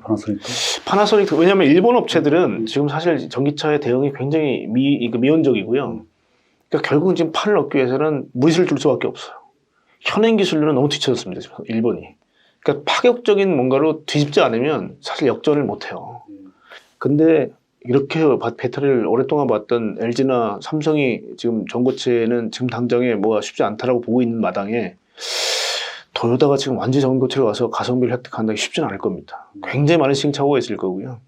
근데 이제 삼성은 27년까지 전고체 배터리를 만들겠다고 얘기를 했죠. 그래서 일단은 전략이 지금 에너지를 좀 축적해 놨다가 현금을 좀 벌고 나서 전고체로 작업을 참 뒤집겠다라는 약간 생각이 있는 것 같아요. 삼성은. 그리고 SK 같은 경우 후발주자이기 때문에 지금은 SK는 이런저런 거 가릴 때가 아닙니다. 지금 이번 이 갈등 잘 마무리 짓고요. 그래서 왜냐하면 지금 해외 공장 지원 같은 것을 행여 그래서 뭐 총리까지 나와서 니네 싸우지 마 이렇게 얘기하는 것도 사실은 굉장히 우리 국익에는, 그런데 사실 개별 기업이 국익을 바라보기에는 너무 손해 보는 것도 많고 또 이게 희생도 많기 때문에 어떤 식으로 타협을 좀 봐야 될 거라고 봐요. 하여튼 3사에 대한 뭐 전략은 뭐 그렇게 약간 좀 두리뭉실하게 끝내고요. 하여튼 이 3사가 대한민국에 있다는 것 자체가 굉장히 행복한 일이고요. 왜냐면 아시겠지만 유럽은 유니온으로 갑니다. 유니온으로. 다 돈을 모아서 자율주행도 그렇게 갔죠. 맵이 구글 맵을 쓰다 보니까 안 되겠다. 그래서 노키아 자회사인 히어를 정책적으로 키우죠. 유럽이. 구글 맵에 종속당하면 구글 시스템에 따라갈 수밖에 없으니까 노키아의 자회사인 히어를 키우기 시작했고요. 5G AA라고 해서 오토모티브 얼라이언스 13개국의 통신을 통합합니다. 왜냐하면 국경을 넘어갈 때 통신이 끊어지면 안 되잖아요. 그리고 이 배터리도 야 이게 도저히 한국과 일본과 중국을 따라갈 수 없으니 연합을 해라. 그 지금 약간 이 EU는 마찬가지로 기술도 자꾸 연합을 해요. 근데 우리는 벌써 이 훌륭한 회사가 3개나 있습니다. 이 작은 나라에. 근데 정말 이거는 아까 얘기했던 로봇타이제이션 같은 로봇도 배터리가 필요하겠죠. 예를 들어 어떤 로봇은 24시간 동안 활동을 하는데 어떤 로봇은 4시간 만에 에너지가 딱 끊어져서 확 넘어져요. 이거는 사실 배터리 차이가 크겠죠. 굉장히 효율 높은 배터리 필요할 거고 뭐 모터라든지 다 마찬가지인데 하여튼 요소 기술이 한국에 굉장히 강하다라는 거는 뭐 굉장히 저희 매력이 있다고 봐야겠죠. 그 테슬라 배터리 자체 개발하는 얘기 뭐 약간 유행어가 된 것 같은데 그런 거는 LG화학이나 뭐 SK 측면에서 위안은 아니고 얘들이 이제 뭐 아무래도 이 테라 팩토리를 지어서 1,400만 개 정도의 배터리를 만들겠다고 얘기를 했는데 뭐 이건 지켜봐야 할 것 같아요. 뭐 애들이 무슨 뭐 니켈 광산 이런 것들도 직접 뭐 하겠다고 얘기를 했고 테슬라가 얘기한 것 중에 좀 이 테슬라도 그렇고 애플도 그렇고 재밌는 게 테슬라는 셀2팩 기술이 아니라 셀2샤시 기술을 얘기를 했죠. 자동차의 구조물로 쓰겠다는 거예요, 배터리를. 근데 더 나아가서 애플은 모노셀, 아예 통짜로 그냥 배터리를 넣어버리겠다는 거예요, 지금. 가성비하고 안정성인데 이런 테크 자이언트들이 계속 이렇게 나오는 거는 사실은 이 배터리가 얼마나 중요한지를 볼 수 있는 부분이고 가격을 낮추기 위해서는 이 배터리하고 자동차하고 한 몸으로 만들어버리겠다는 거예요. 착탈이 아니라 지금 니오 같은 경우는 착탈이죠, 그죠? 근데 이렇게 만든다는 건 앞으로 배터리가 모든 디바이스에서 가장 중요하다는 걸 또 역설하는 부분이기도 합니다. 그래서 아마 LG나 많은 클라이언트들을 또 다뤄보고 또 이들의 요구사항을 맞춰보고 또 새로운 기술을 빌드업하고 또 경쟁하다 보면 우리 처음에 스마트폰에서 아이폰에 뒤졌지만 이제 갤럭시가 훌륭하게 나왔듯이 지금 배터리 쪽에서는 아마 테슬라, 애플 그다음 또 우주 기술도 있습니다. 왜냐면 배터리 지금 위성에 들어가는 배터리 같은 경우는 지금 킬로그램당 지금 한 500와트가 넘는 훌륭한 배터리가 들어가거든요. 또 굉장히 비쌉니다. 그런데 그런 기술이 미국에는 있다는 걸 우리가 간과해서는 안 돼요. 그래서 우리는 양산을 해서 가성비가 끝내주게 대량 생산하는 데는 일가견이 있는 나라인데 사실 R&D나 이런 것들은 다 실리콘밸리나 나사나 뭐 휴스턴 이런 쪽에 훨씬 더 앞서 나가는 부분이 있거든요. 저는 나중에 또 시간이 지나면 배터리도 몰라 10여 년 더 지나야 되겠죠. 없이 다니는 스마트 시티 같은 경우는 밑에 레일 깔아서 전기하고 뭐 지금 뭐 그런 것까지 따진다면 차 자체가 태양광으로 해서 가는 것도 벌써 다 개발은 돼 있더라고요. 이번에 이제 이 소노 모터스라고요. 소노 모터스 이제 이번에 CES에서 나왔던 소노 모터스 같은 경우는 태양광 지별판을 위에다 설치하고요. 하루에 30km는 선물로 준대요. 그냥 태양광으로 하루에 30km 달리게 해준대요. 그렇게 뭐 유리창까지도 다 태양광으로 다 예, 맞습니다. 하더라고요. 나중에 뭐 이 에너지 밀도가 높아지고 태양광도 밀도가 높아지게 되면 뭐 충분히 가능할 거라고 보고요. 그 다음에 뭐 밑에 깔은 그렇게 인프라를 설치 안 하더라도 리튬 에어만 하더라도 안에 있는 뭐 이 에어라는 게 산소거든요. 네. 산소를 가지고 배터리를 충전하겠다는 거니까 정말 꿈의 기술인 거죠. 달리고 산소를 가지고 돌리겠다는 거니까. 예, 그래서 리튬 에어 같은 게 만약에 되면, 근데 이제 물성 자체가 어떤 코팅이나 이런 것들이 신소재가 좀 나와야 줘야 되는 부분이 있는 게 지금도 뭐 당장은 되는데 충방전을 반복할수록 계속 물성이 떨어지거든요. 흐트러지거든요, 물성이.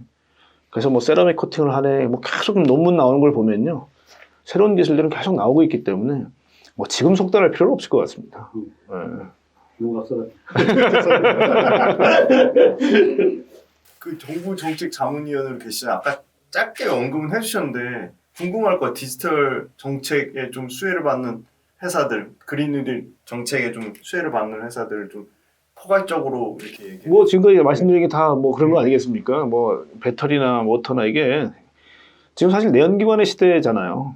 그 뭐냐면 뭐 예전에 뭐 다 그런 얘기 많이 하시지만 뭐 석탄 발명됐을 때 수증기를 가지고 뭐 전기 발전했고 그 다음에 이제 굉장히 이제 이 운반이 용이한 액체 에너지인 석유가 발명되고 나서는 그때부터 내연기관의 시대였어요.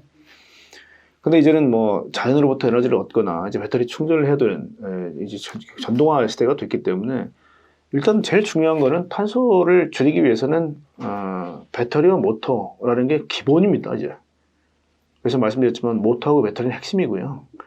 그래서 이 부분이 이 전동화를 시키는데 많이 쓰일 거예요. 예를 들면 전체 16%의 탄소를 배출하는 게 교통수단이라고 말씀드렸는데 그 중에 또 12%가 항공이에요.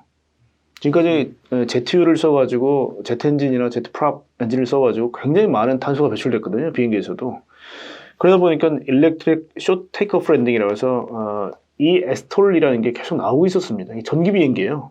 아주 짧은 활주로를 요하는 전기 비행기. 롤스로이스 같은 데가 잘합니다. 그래서 이런 비행기도 사실은 탄소에 대한 요구 때문에 만들어진 거거든요. 그 여기 역시 모터하고 배터리겠죠. 그래서 앞으로는 모든 게 다 모터리하고 배터리고요. 실제 글라이더가 아주 가벼운 비행기는 태양광만 가지고요. 하루에 30일, 40일 동안 체류해요, 하늘에. 이런 비행기 나와 있기 때문에 모든 분야에서 말씀하신 것처럼 뭐 탄소 재료를 만들기 위해서는 뭐 배터리, 뭐 모터, 뭐 이것도 핵심일 것 같고요. 그럼 소재도 바뀌겠죠, 그죠? 소재는 이제 아까 얘기했던 디지털 트랜스포메이션의 어떤 무인화 하고도 직결될 겁니다. 지금까지는 뭐 어쩔 수 없이 사람의 실수로 충돌을 했기 때문에 버퍼가 필요했어요. 내가 죽지 않기 위해서는 앞에 찌그러지는 여유 공간이 필요했기 때문에 이 보닛이라는 게 있었고요. 그 엔진룸이 있었지만 이제 엔진룸에서 엔진이 없어졌죠. 그럼 텅 비어있지 않습니까, 이렇게. 그래서 지금 테슬라 모델 S에 우리가 뭐 프렁크라고 그러대, 프렁크. 왜냐면 프론트에 트렁크가 있다고 프렁크라고 그러거든. 열면 비어있거든요, 앞이. 그럼 그런 공간을 왜 버리겠어요, 앞으로. 다 활용하겠죠. 그러니까 이제는 뭐 돔 형태의 자동차가 되거나 소재 또 그래서 바뀝니다. 그리고 자동차도 지금 엔진룸 없어지고 이제 충돌이 안 된다면 트렁크도 필요 없어요. 그러니까 밑에 이제는 자동차 전기차 전용 플랫폼, 현대자동차의 eGMP나 도요타 eTNGA, 폭스바겐 MEB 뭐 이런 것들이 결국은 이제 여기 배터리에다가 구동, 제동, 완충, 조향의 4가지 자동차 속성을 다 지금 넣어놨거든요, 지금. 굉장히 납작합니다, 지금. 거기다 이제 바디만 딱 얹으면 자동차가 되기 때문에 소니의 비전 S 같은 차는 마그나가 밑을 만들고 위에 바디는 소니가 만든 거예요. 그러니까 앞으로 이런 업체들이 많이 나올 거거든요. 그러면 소재라는 게 바디만 만든다 그러면 사실 뭐 이탈 디자인, 끝내주는 이탈리아 디자인 해가지고 자기가 3D 프린팅을 찍어서 갖고 올 수도 있는 거고. 그래서 많은 아마 산업들이 나올 텐데요. 하여튼 아까 말씀드린 대로 이제 뭐 친환경 쪽은 뭐 이런 식으로 계속 진화가 될 거고요. 아까 디지털 같은 경우도 로보타이제이션, 그 다음에 온라인 투 오프라인. 이 O2O라는 게 4차 산업혁명도 핵심 단어가 CPS거든요. 사이버 피지컬 시스템, 가상 물리 시스템. 가상이 온라인이에요. 그 피지컬이 오프라인입니다. 똑같은 얘기예요. O2O나 CPS나. 그러니까 뭐냐? 지금까지는 공장에서 사람들이 다 뭐 이 코딩을 따로 해가지고 이 기계가 예를 들면 단순한 일만 계속 반복시켰어요, 이렇게. 근데 이게 기계죠. 사람이 코딩해주는 걸 그대로만 일을 하니까. 근데 여기다가 센서를 다 달아요. 그리고 이거를 클라우드에 넣습니다. 클라우드도 SAP 같은 ERP 시스템. 정형 데이터가 나오는 데죠. 얘한테 어떻게 하냐? 재고 관리. 그럼 재고가 떨어졌다? 공장 돌려? 그 다음에 서플라이 체인 연락해 자동으로. 그럼 팔레트에 30유닛씩 갖고 와. 지금부터 생산 시작 자동으로 돌아가요. 그러면 로봇은 판단을 해요. 자, 지금 속도를 이렇게 빨리 할 필요 없으니까 늦게. 이것도 다 알아서 해요. 그다음 풀필먼트 센터에 가서 박스에 패키징하고 라벨 붙여가지고 딜리버리로 다 자동으로 돼요. 이게 뭐냐면요. 인지 판단 제어가 돼요. 근데 이게 다 되면 자, 공장이 하나가 이제 독일이 인더스트리 4.0을 주창했던 이유가 뭐냐면요. 중국이 이제 빅데이터를 모으기 시작해요. 그래서 지금까지 일본과 독일이 제조업 강국이었던 이유는 뭘까요? 우리 일본을 얘기하면서 늘 얘기하는 게 있잖아요. 장인 정신? 3대, 4대를 거쳐서 계속 이것만 만들었다. 손톱깎이도 뭐 4대째 손톱깎이만 만드니까 아주 정교한 날. 근데 이게 사실 어떻게 보면 빅데이터예요. 선조들로부터 내려온 빅데이터잖아요. 그죠? 이걸 데이터를 모아서 이제는 오픈소스로 뿌리겠다는 거예요. 이 핵심은. 그러면 내가 처음으로 손톱깎이를 만들려고 딱 들어오자마자 4대째 손톱깎이에 대한 비법이 다 들어가 있어요. 그럼 다 똑같아질 거 아닙니까? 두려워했던 게 그거예요. 독일도 계속 장인정신, 일본도 장인정신 내려왔는데 그래서 그 가문에서만 만들 수 있던 게 이제는 센서를 붙여놓게 되면 그걸 다 판단해요. 아, 나를 갈 때는 연말로 어떻게 하는구나. 여긴 뭐가 들어가는구나. 이런 것들이 다 빅데이터가 쌓인다는 거예요. 그래서 이 인더스트리 4.0의 핵심은 가장 높은 기술을 평균화시키겠다는 개념이에요. 그 국가 간 전쟁이 되겠죠, 그죠? 그러니까 독일이 지금까지 독일에 있는 노하우를 우리가 간직하겠다는 게 인더스트리 4.0의 핵심입니다. 그 중국이나 미국이 우리 어떤 제조 기술을 못 따라오게 만들겠다는 거죠. 그래서 지금 독일의 시가총액 1위 기업이 SAP예요. ERP 시스템이죠.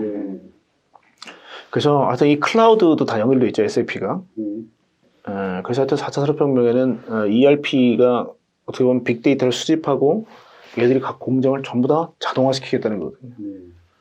그러니까 디지털 트랜스포메이션은 뭐 적용하자면 끝도 없습니다. 끝도 없기 때문에 큰 두 개 축을 오늘 듣는 분들은 이 두 개를 안 잊어버리셨으면 좋겠어요. 우리가 생각하는 것보다 디지털 트랜스포메이션은 굉장히 큰 그림이다. 그 또 하나는 아까 얘기했던 탄소 제로 경제. 이거는 안 가게 되면 페널티를 엄청나게 세게 받는 사실은 돈줄이 끊기는 개념이에요. 이거는 이대로 안 하면 돈줄이 끊긴다기 때문에 그거는 앞으로도 아마 투자를 하실 때 그 개념으로 보시면 아마 좀 안 보였던 부분이 보이실 수도 있어요. 도대체 왜 얘가 이 정도 받아야 되는 거야? 라는 부분. 그다음 왜 이렇게 돈 잘 벌고 있는 애가 인기가 없지? 자, 예를 들면 항공도요. 제 생각이 이래요.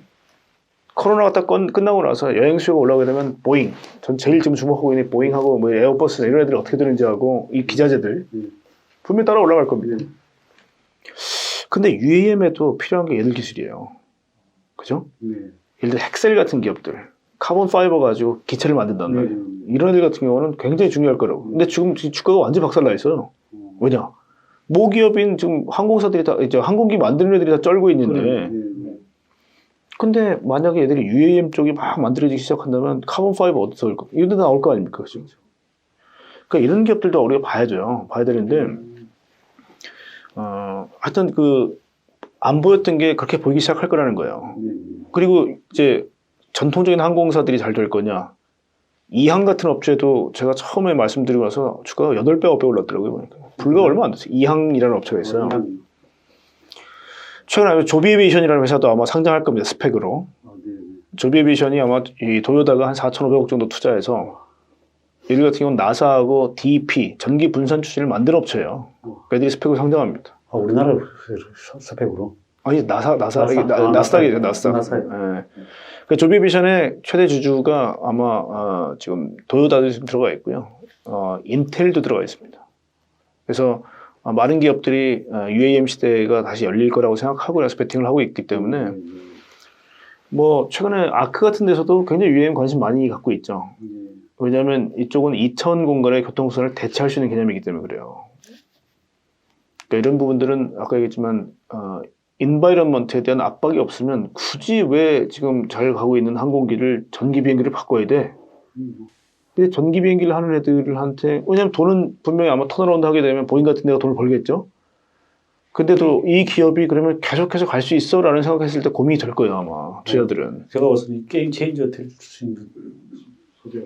그러니까 그러면 이런 거죠. 우리가 소위 말하는 아까 성장이냐 가치냐가 경기 민감주의 같은 경우는 경기 회복될 거 아닙니까? 저희가 유동성 장세에서 갑자기 백신 장세 그 이유가 실적 장세 아닙니까?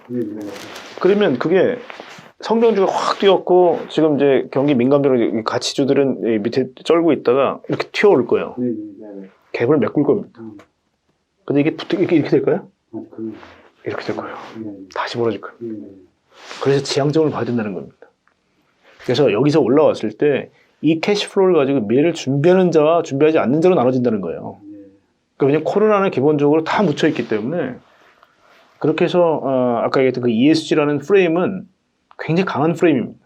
착하게 사세요가 아니라 이렇게 안 살면 너 죽어예요. 그러니까 그 부분을 투자자분들이 어떻게 생각하시냐. 돈줄을 끊는다는 개념을 이번에 화해를 보시면서 봤잖아요. 그죠? 그렇죠. 마음에 안 들면 돈줄을 끊어버립니다. 그리고 앞으로 탄소 배출이 많이 되는 데는 국민연금, 블랙락 너희 돈줄을 끊어버린다는 거예요 지금. 자, 근데 테슬라 같은데 900조가 됐더니 5조짜리 증자를 했더니 티가 안 나요. 그렇죠. 원래 증자한다 그러면 뭐 떡락해야 되는 거 아닙니까? 그죠? 근데 야 미래에서 우리가 불쏘시개를 더 불 쬐은 것 같아 막 좋아하면서 박수 쳐요 막. 주가가 더 가. 이게 자본의 힘입니다. 미래 사업 중에 조금 언급 드려주신 것 중에 수소 관련해서 궁금한데 하나가 굉장히 수소에 적극적으로 투자를 하고 있고 최근에 미국 수소 저장 탱커 업체도 1조 넘게 해서 인수를 했고 아까 언급 주신 그룹 중에 SK도 굉장히 수소 사업에 관심이 많은 걸로 아는데 수소 관련해서 조금 더 어떻게 보면 전기차보다 더 먼 미래인 것 같은데 먼 게 아니라 이게 지역별로 좀 다를 거예요. 왜냐면 에너지에 대한 차이가 이 수소에 대한 필요성과 필요하지 않은 것들을 많이 나눌 거예요. 아까도 얘기했지만 노르웨이 같은 경우는 수력 발전이 95%의 전기를 충당해요. 심야 전기 다 버리고 있거든요. 거기는 앞으로 이제 뭐 많이 남는 수소를 앞으로 계속 모아서 수출하겠죠. 독일 같은 나라에. 그러면 전기 작업이 안 된 나라 수입할 수밖에 없어요.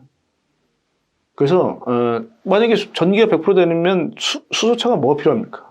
전기차로 가면 되죠. 저도 그렇게 생각해요.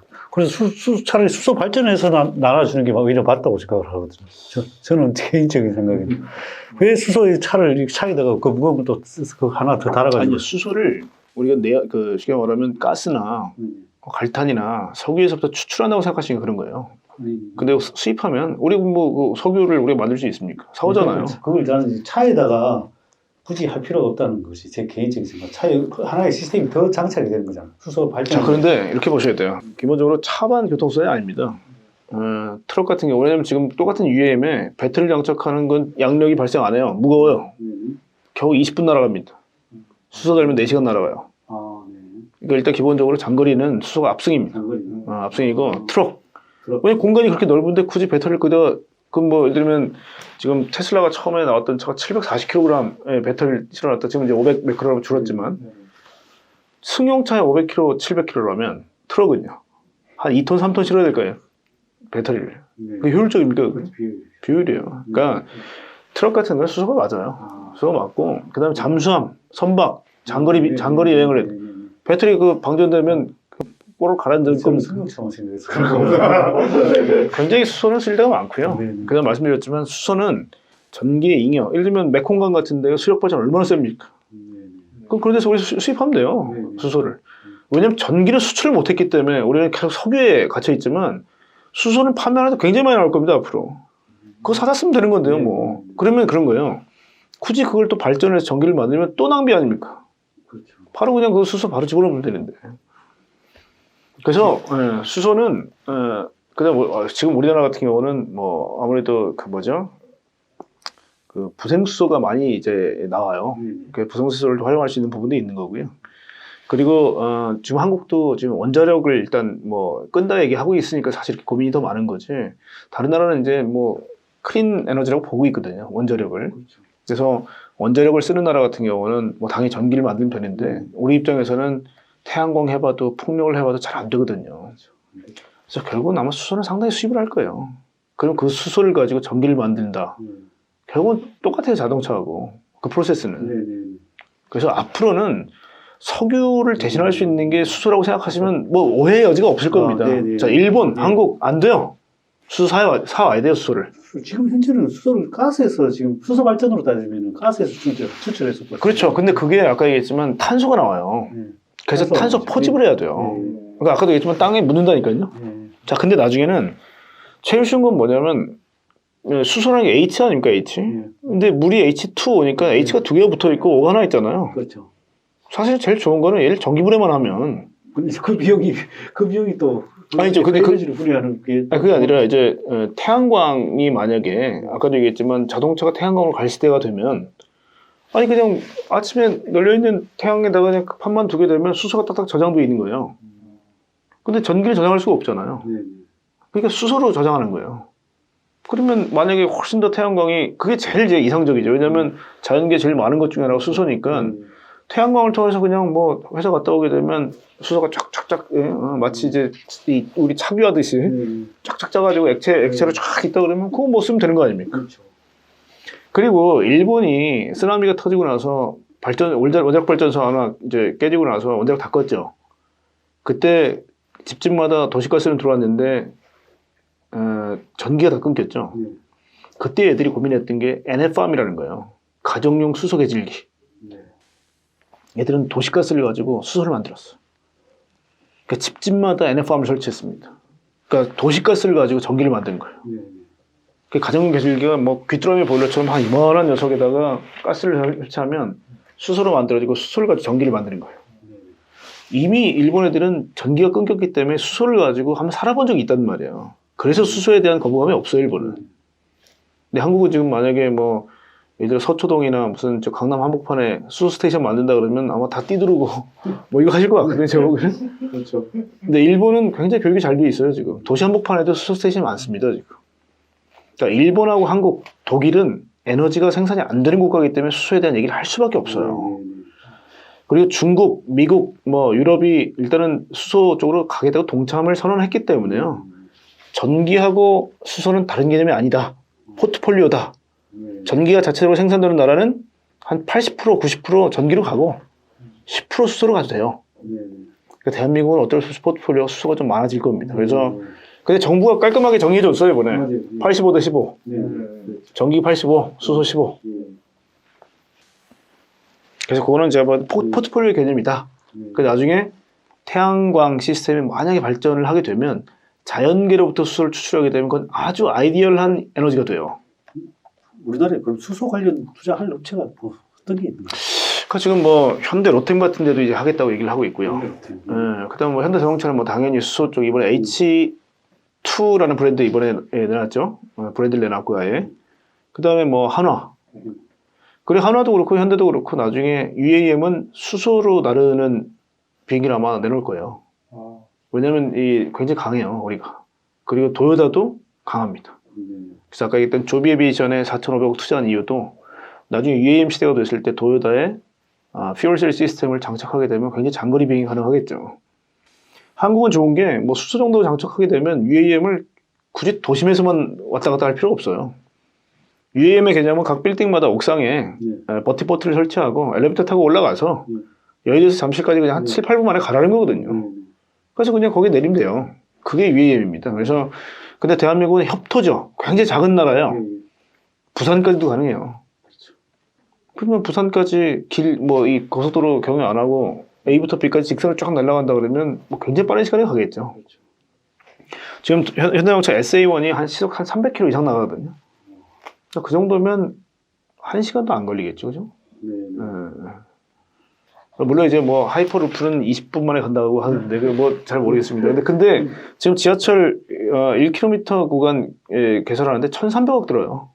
그렇죠. 비용이 상대가 안 됩니다. 상대가 안 되기 때문에 아마 유행 같은 경우는 굉장히 저는 활발하게 퍼질 거다라고 생각해요. 하나 에어로스페이스가 국내에 굉장히 기술력 있는 세트레 아일랜드를 지분 30% 인수했는데 그럼 위성 관련된 것도 아까 테슬라 뭐 그다음에 아마존도 띄우고 그런 거. 그 위성도 굉장히 위성 관련 산업도 굉장히 성장성이 높다고 볼 수 있고. 일단은 우리가 갖고 있지 않기 때문에 근데 이제 위성 안테나 필요합니다. 필요하고 이제 한화 시스템이 지금 이제 카렘 에어크래프트라는 회사하고 조인을 했고 그 민수용 회사로 오버에어라는 회사를 만들었고 거기 30% 지분을 투자했어요. 그래서 버터플라이라는 기체가 있습니다. 그 기체를 26년도에 갖고 올 거예요 한국에. 그래서 한국의 UAM은 아마 한화 시스템이 먼저 열 겁니다.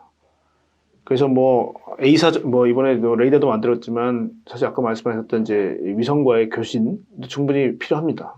그래서 그게 왜냐하면 UTM의 기본이에요. UAM은 아까 말씀드렸지만 리던던시가 5G하고 AP가 필요하겠죠. AP하고 위성하고 연결.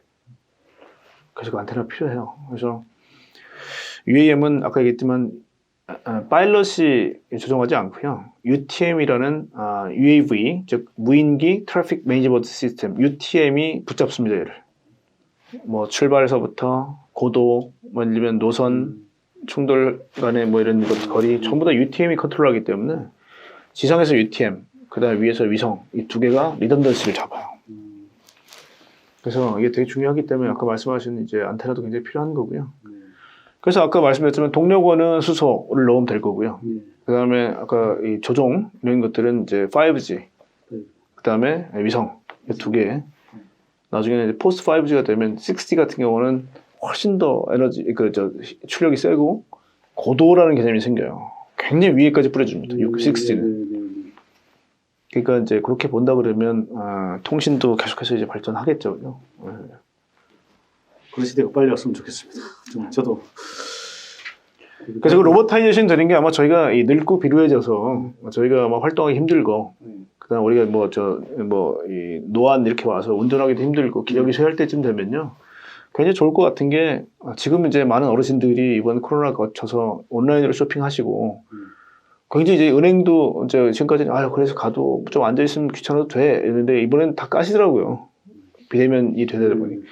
마찬가지로 아마 저희가 나이가 들 때 되면 뭐 로봇 셔틀 아니면 지금 테슬라가 꿈꾸는 테슬라 네트워크라는 회사도 사실 한국에 테슬라가 이 정도 깔려 있으면 테슬라 앱에 연결해 가지고 우리가 호출만 하면 테슬라 차들이 다 로봇 택시가 될 거니까 그러니까 차 없이도 소유가 필요 없어지. 필요 없어지는 거죠. 그렇게 하고 아마 UAM도 25년부터 실증 사업, 아니, 사업 시작도 이제 25년부터 35년부터 무인기 완전히 허용입니다. 35년이면 얼마 안 남았어요. 그럼요. 35년 되면 대한민국에 100개 노선이 열릴 거예요. UAM이.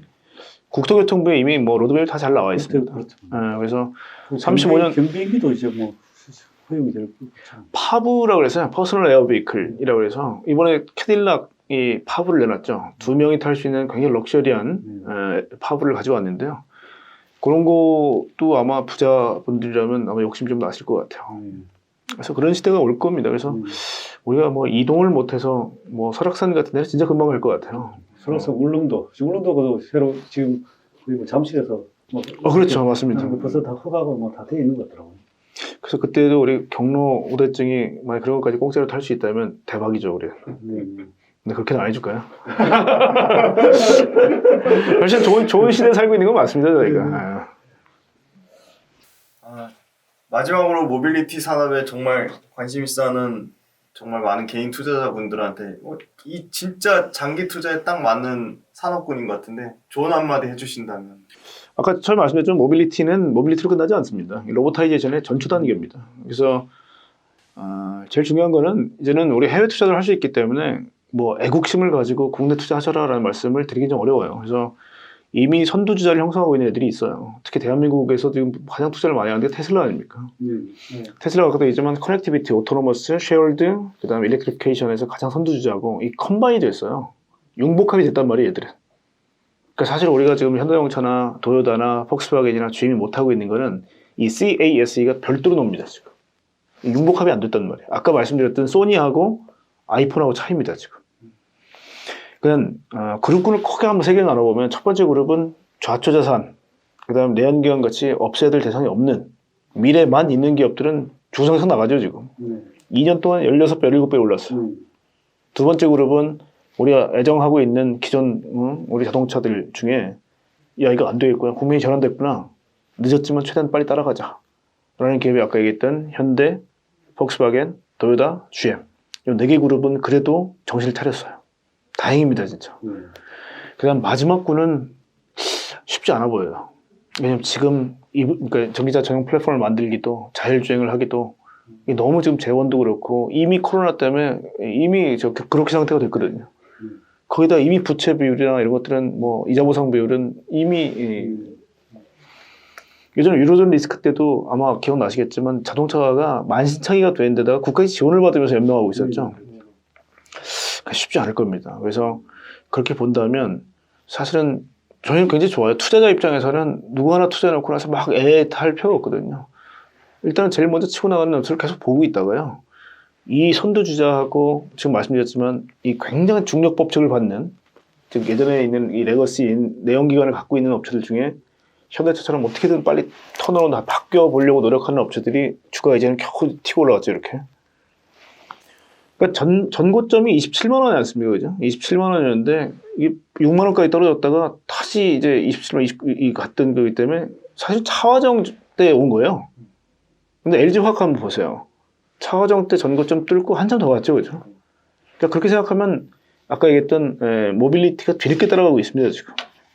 근데 모빌리티가 만약에 로보타이제이션까지 확장이 된다면 아마 이 부분은 굉장히 클 거예요. 이번에도 캐터필라가 나와서 248톤짜리 이 채굴장에서 그 암석이라든지 석탄을 싣고다는 어마어마한 트럭을 자율주행화 시켰고요. 그 다음에 존디어라는 140년 전통의 농기계 회사가 오토트랙을 가지고 자동으로 농사를 짓게 하는 기계를 가지고 왔어요. 이거 자율주행차 만들 수 있으면 이거 껌입니다. 그러니까 로보타이제이션 시대, 우리 집 계단 타고 와서 우리 집 문 앞까지 택배 두고 가는 그 시대가 분명 와요. 지금은 보면 야, 허무맹랑한 소리 하지 말라 그랬는데 아마 보스다이내믹스의 동영상 보신 분들은 이거 만약에 이걸 10,000불에 만든다. 그러면 1,200만 원 아닙니까? 그 100만 원짜리 알바 주는 애들하고 같은 거잖아요. 그죠? 이게 만약에 대량 생산돼서 가격이 떨어진다 그러면 지금 유니트리 로보틱스가 10,000불에 만들겠다는 거예요. 등에다가 14kg 짊어질 수 있습니다.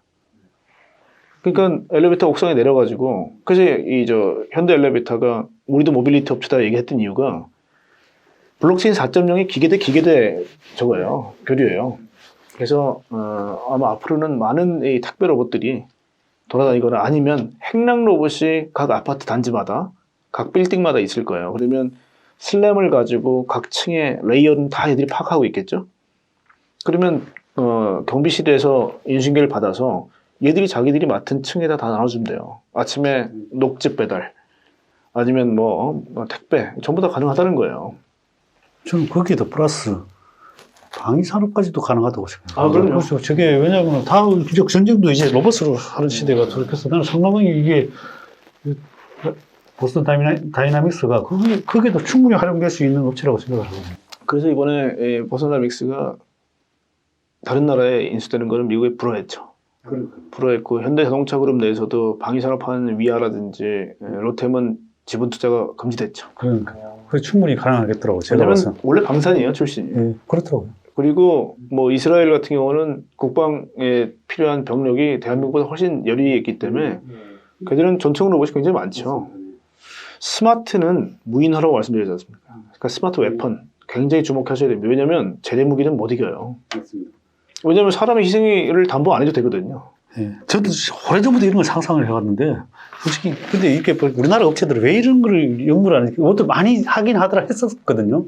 근데 보면, 이게 다 보니까 소프트웨어 기술이에요. 로봇, 이게 하드웨어는 사실은 뭐, 크게 어렵지 않았는데, 대부분 소프트웨어를 어떻게 구현하느냐가 관건인데, 거기에 대한 투자를 안 하더라고. 근데 대한민국 사람이 바보가 아니라는 게 제가 로봇 공부를 하면서 정말 깜짝 놀란 게요. 전 세계에 있는 로봇 최고의 권위자들이 한국 사람이 많아요. 아, 그래요? 권위자들은 많은데, 한국에서는 왜 이게 아니, 안 나오죠? 한국은요, 지금 산업화에 굉장히 뒤늦게 참여를 했지 않습니까? 그러니까 지금 대량 생산이라 지금 시스템에서는 대한민국이 가장 어떻게 보면, 효율이 높아요. 근데 다음 단계로 뛰고 싶은 게 사실 선진국들 생각일 거고요. 사실 대단하다고 얘기를 해도 실리콘밸리입니다. 실리콘밸리고, 근데 실리콘밸리에 뭐 유명한 데니스 원 교수도 계시고, 그다음에 MIT에 지금 김상배 박사도 계시고, 그다음에 뭐 지금 유럽에서 가장 좀 각광을 받고 있는 뭐 애니버틱스 같은 데도 대한민국 과학자들이 두 분이나 계세요. 그러니까 로봇 쪽에서는 한국 분들이 되게 많으세요. 그리고 이번에 뭐 현대영체 UAM 하겠다고 한 신재원 사장님 같은 경우도 나사에서 핵심 자원이셨거든요. 그러니까 결국은 빨리빨리 정신, 그러니까 그분들의 어떤 생각들을 얼마나 대량 생산이라든지 가격을 낮추고 그다음에 제품의 어떤 그 퀄리티를 높이느냐가 관건인 거지. 아까 말씀드렸지만 실리콘밸리에서 다 개발해 놓은 거 중국에서 대량 생산해 버리면 중국이 다 먹는 거예요, 그거. 그럼 우리도 그거 해야죠. 해야 되고 아직까지는 그렇게 뭐 우리가 많이 늦지 않은 것 같아요. 그리고 현대도 지난 1년 동안에 내놨던 얘기들 보면 정말 숨가쁠 정도의 많은 얘기들 내놨죠. 이제는 잘 추스려서 비즈니스 모델로 해야죠. 네, 이렇게 장시간 동안 정말 2시간이 넘는 시간 동안 미래 모빌리티와 미래 신성장 동력에 대해서 정말 인사이트를 발휘해서 진짜 다양한 의견을 주신 고태웅 센터장님 너무 감사드리고요. 센터장님에 대해 더 궁금하신 분이 있으시면 그 메이트북스에서 테크노믹스 시대의 부의 지도라는 책이 있습니다. 이거 보시면 미래 모빌리티 산업에 대해서 좀 더 자세히 보실 수 너무너무 재밌습니다. 이 책 한번 꼭 보셨으면 좋겠고요. 앞으로 훈훈한 인터뷰는 금융투자업계의 다양한 인사이트를 가진 분들을 모시고 또 투자자분들한테 많은 도움이 되는 정보와 지식을 전달드리도록 하겠습니다. 감사합니다. 감사합니다. 수고하셨습니다. 고생했습니다.